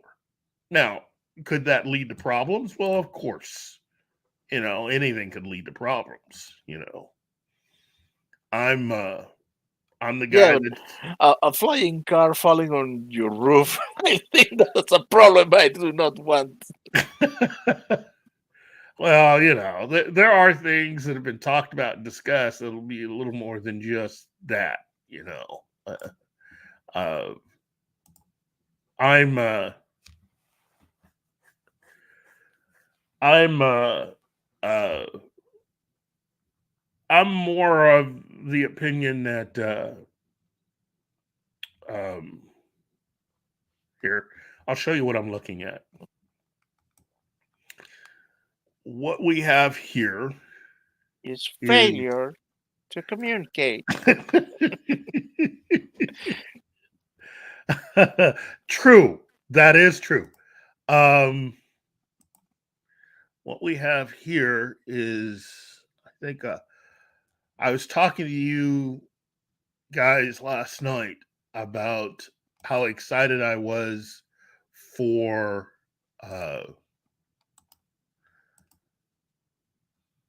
what people have been discussing as their own personal transports, with uh, dealing, especially in bigger cities, with traffic and everything else, and how some people are looking for something to be able to get them from one place to another. Dude, they have some skates with high rollers, big wheels, and that thing can run at 57 miles per hour. Imagine Wow. skating at 55 miles per hour and then falling. Wow. Well, that would be something. That would Yeah. be something. I don't think I would do it, but that would definitely be something. Yeah, I don't think I could do skating like that. That'd be a little bit much for me. Here. Man, why won't Oh that my come up? God. You have to do it. Here. I was looking at Loki's this showing off right his here. Can you guys hear me? yeah. No, yeah. now you are. Yes. Okay. Okay, that's the one that hung in the theaters. Like I said, it's huge. It's big. That's nice. So, and then we got no one's seen this. We haven't gone live inside the house yet. So, you guys are the first to see any of this. This is all Eris. Eris put all this together. It's all my stuff, but Eris put all this together because she loves She loves Star Trek about as much as I do. We've got more. The D is attached to the station. Oh, You know what? I can see why you married her. If you find someone that compliments you like that, you put a ring on it, and you did. Congratulations. Thank you guys. She's so wonderful. She was like, let's do the living room. This is a living room. She was like, let's do the living room and Star Trek stuff. I was like, yeah, okay, that's great with me. So I mean, we've got the ships. There's more. There's just not out here. We've got like the of course there's all my Viking stuff. Yeah. But in Superman, I actually bought this when I met Keith. When we met in that comic book shop, I picked that Superman up. But look at that! Look at all of that's amazing, dude. So we got like Halo and Destiny and Final Fantasy. She put all of that together. Oh yeah, she put all of this together. So it's all my stuff and her stuff, and we've got more. Oh, look at them! So. That's all, Christmas stuff. We still got our Christmas stuff up. So Voyager's completely covered in like tinsel. And nothing wrong with that. There's nothing wrong with that. So, if you're up to me, Christmas would be basically every day. It's all, our stuff, all of our stuff. She's got, anime stuff, and we've got Godzilla stuff, and she loves Godzilla just that Ghidorah is awesome. See, now you truly lucked out there by finding a woman that actually likes Godzilla. Oh yeah, and Star Trek. So, wow, dude, this is all her fault. So, it really is. I have a lot of Star Trek stuff, but she's the one that was like, little Dominion warship hiding up there at the top. She's the one that was like, let's put all this together and let's do this with it, and we'll do Star Wars, and that's a signed Vader helmet. Wow. So she just loves all this stuff. So, man, okay, you totally outdo me on the amount of really cool Star Trek stuff. So. Wow. All right, I'm gonna get back on the other microphone because my phone's like, I hate you for doing this. But thanks for letting me show it off. Oh, look, you can come on anytime and show off whatever you want, man. Again, you are one of the cool people, and there's a reason why you are as popular as you are, why you have a fan base and a following like you do. And why you and I get along. I mean, it's just you and Robert Meyer Burnett seem to have like a Rob's a really great guy. He Rob is a really great guy. He is. I would love to hang out with him sometime. So I'm gonna close this and Yeah. I'll get back on. See this we got like the on air. I don't have the on air thing on. I don't Wow. Well, I guess what I was looking at seems anticlimactic compared to all that cool stuff. Yeah. The phone died. Sorry. I knew it was going to do that. My phone hates streaming. So it's like, nope, we're dead. We're dying. We don't like you anymore. Well, thanks. Thanks for letting me show it off, though. It was really cool. Man, I remember I saw in a collectible store here in Mexico Darth Vader's helmet signed by David Prowse, and I said, man, I can buy 2 bikes with this helmet. Yeah. It is tough, but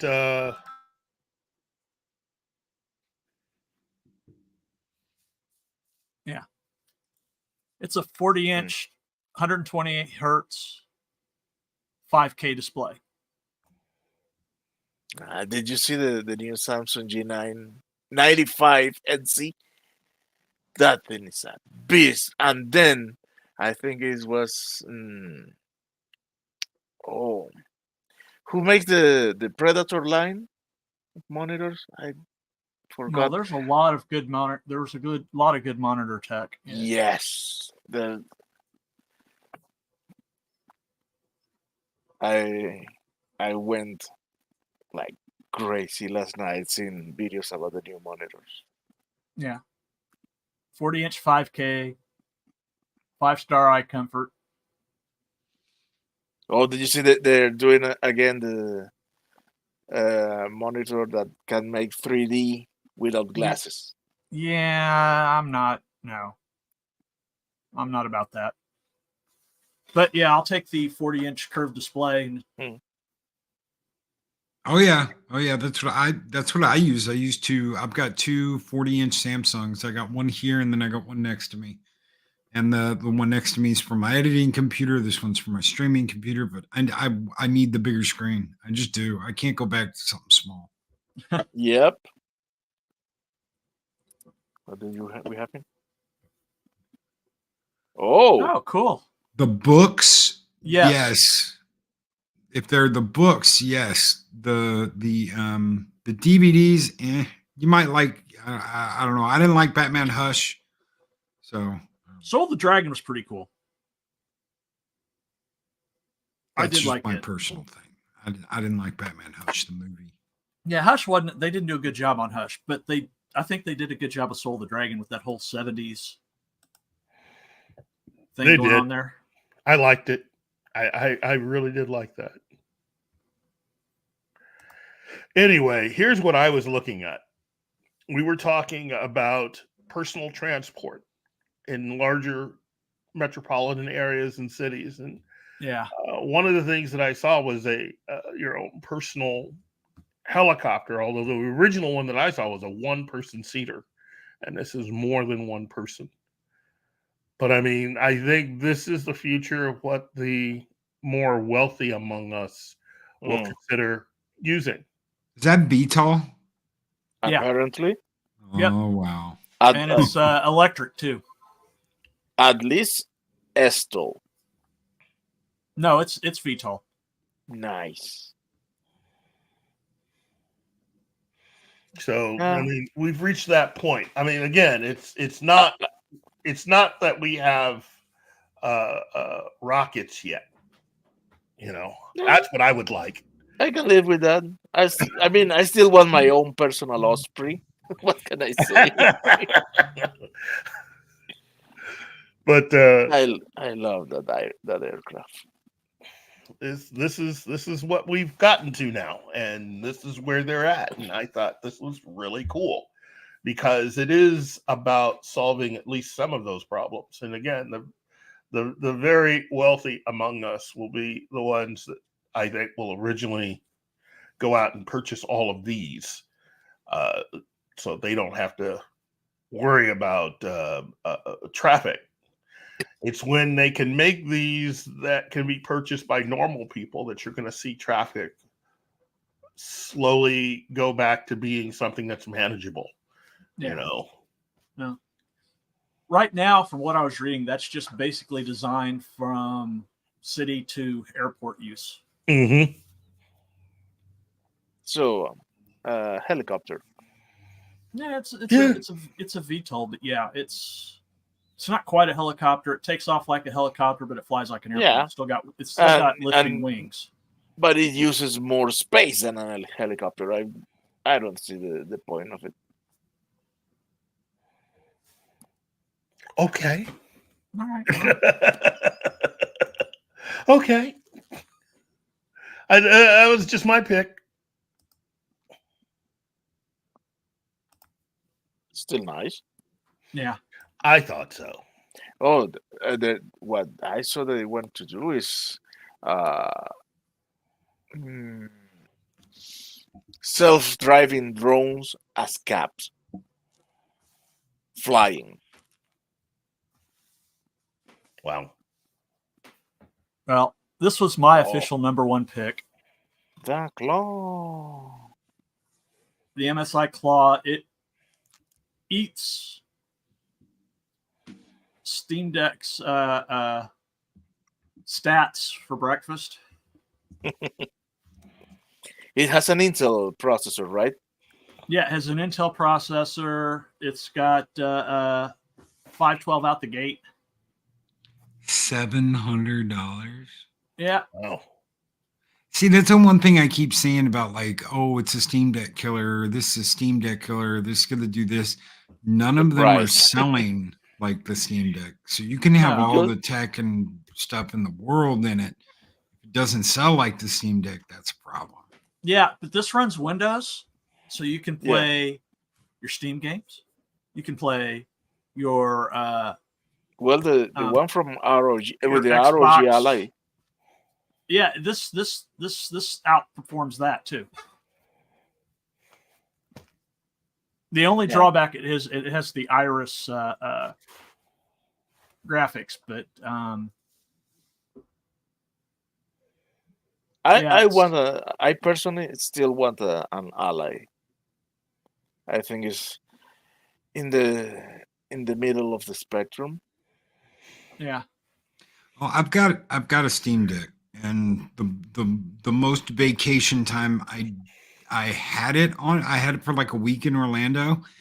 And even with that, there might have been like an hour or two here and there when we were up in the room and we were doing anything that I played it. But if you've got a home PC that completely demolishes that, yeah, I do. I got the nice case, and I got the etched glass, and I got the upgraded package. I didn't do the OLED because I was one of the first people to own a Steam Deck. But I'm happy with the Steam Deck for what it can do. Plus the mod chip I got is nice. That's mine. Oh yeah, that's nice. Wow. Yeah, someday I'll post pictures of my baby.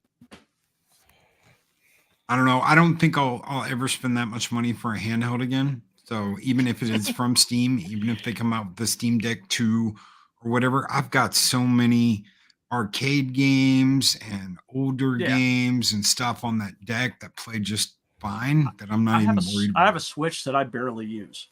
Yeah, and that's the problem. That's why I didn't get the Switch, because I was just like, I've got the Steam Deck, and I can even play Switch games on the Steam Deck. Yes, you can. It's a little SD card that's got all your fun stuff in it. So I don't know. It's just, to me, it's like, wow. No. I don't know. I'll never buy another one. I got this one. I'll probably never buy another one. So they're kind of bulky too. They're all bulky. Yeah. But it's supposed to have better battery life. That is something that sucks. Let me I'll be right back. I want to show you something. John, since you're into, give me just a second. I'll be right back. Well, while he's gone, let's see. We already had mine, John's. I think we're ready for Martin's. Yeah. My number one would be another device for people with disabilities. It's a headset for people who have vision impaired or completely blind. It's designed to substitute the guide dog, so people can navigate with that. The headset has an mind-numbing array of cameras, infrared sensors, depth sensors, and uses AI to uses the same software that self-driving car use. What is that? Okay, so this goes on the back of the Steam Deck. There's a little clip you put on the back of Steam Deck, and you just clip it. It's magnetic. You put it right on the back. 4 times the battery life of a Steam Deck here. So this goes with your battery and automatically charges your Steam Deck battery as you're playing.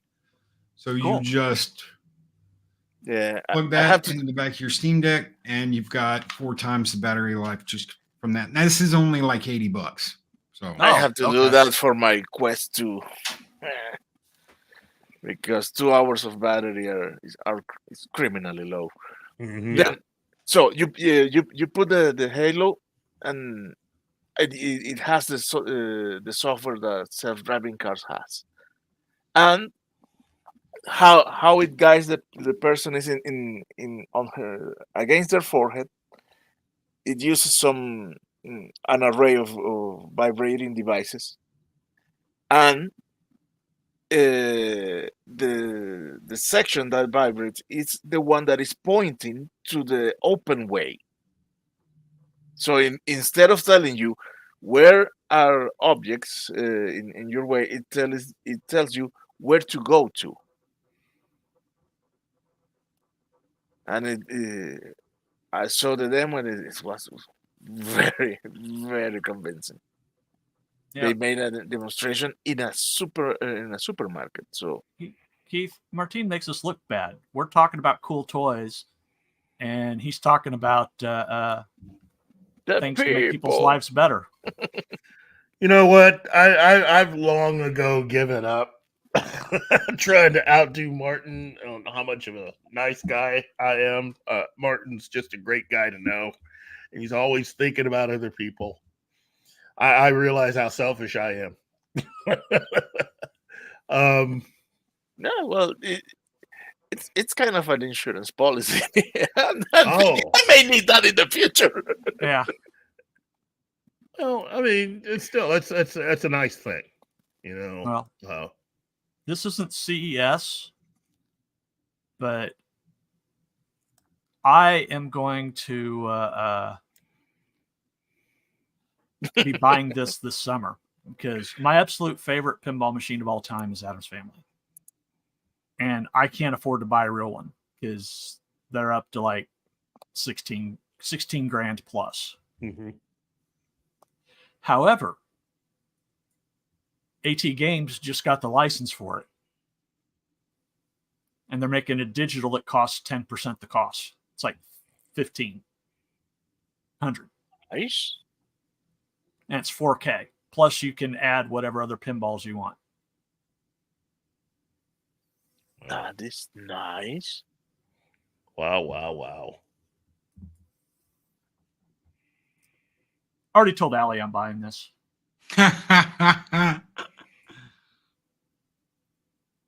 That's nice. Man, it's for 200. Woo. It costs less than a monitor. Yeah, it does. Yep.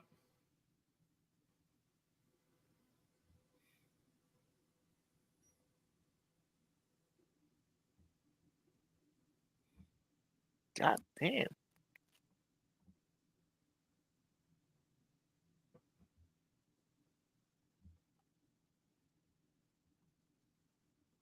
Wow.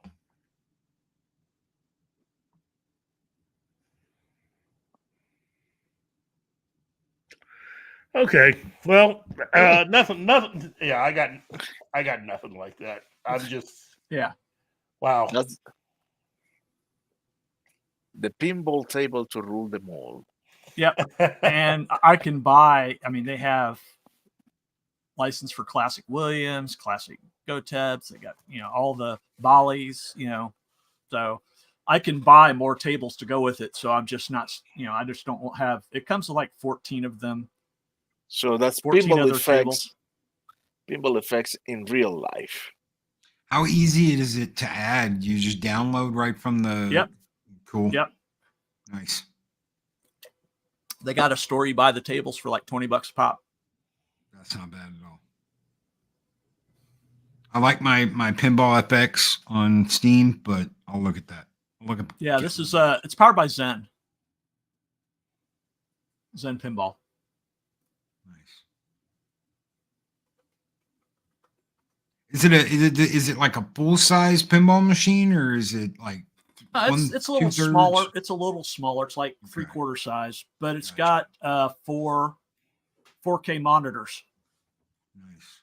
As its tables, as its table and its back glass.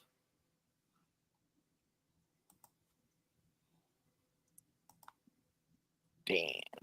Wow. Well, okay. think. Whoa. Wow. Shows like this is why I have not used camera. And I'm so happy for that. I wouldn't like the audience see me drooling all over. That's a lot of money. We basically just did an entire show where in order to afford everything that we just showed today, you'd have to be someone of some means. So Oh yeah. Wow. Well, good show today. Thank you, Stone Loki, for sitting in with us as we dream out loud. And Thank you for having me, brother. It's always great to get to hang out with you gentlemen. And also, really, thank you for showing us your collection. That is amazing. What you have. We've kept that quiet because the house isn't done yet. So I'll probably get in some trouble. If she finds out about that, she'll be like, "We weren't supposed to show anybody anything till the house is done." I'm be like, "I just showed the living room." Yeah. Oh, don't worry. She won't see that. That's only on the internet now. So we were supposed to do like a real walkthrough, but we're still not done, man. We got the game room, we got arcades to put up, we've got game stuff to put up, we've got like Lord of the Rings stuff to put up, swords to put up. Wow. We've been here since July and we're still putting stuff up on the walls. So you guys are definitely going for the fun couple. Yes, absolutely. Wow. Well, we like to have fun and we like to buy stuff when we see it and we're like, "Oh my God, I have to have that." Yeah. Wow. Well, listen, thank you again, Loki. Thank you. John, Martin, as always, thank you guys. I'd like to thank everyone who came into the chat today. Again, Farnsworth, Lady V, Shanatsky, Ariel Ballet. I hope you are doing better, Ariel. Seriously. Connie Clary, good man, Admiral Teague, D-Bud Martin, Tim, and of course, Penny. Wow. Oh, and let us not forget the amazing, the incredible Hojo. Yep. Indeed. He's the man. And Al, how did I miss Allie? Hello, Allie. Yeah. Wow. My girl was here. Okay. Well, and Bud Battister. Thank you for coming by. Oh, thank you. Oh, Darius has been with us for 26 months. Oh yeah, that is amazing. Look, thank you, Darius. Seriously, thank you. I'm amazed that anybody wants to just sit and listen and laugh at us sometimes. Laugh at me mainly, but I truly appreciate everyone spending a little time as I geek out and nerd out with my good friends here. And hopefully we have kept you entertained. So, and for your 26 months, I have a new video. You know the problem with Hollywood is they make shit. Unbelievable, unremarkable shit. Can't argue. Okay, well, on behalf of everyone here at Pop Culture Minefield, John, Martin, Anima, and of course our fearless leader, Gerry, you have been watching Morning Coffee with Keith. Don't forget to like, share, and subscribe. And of course, as always, have a better day. Bye, everybody. Bye.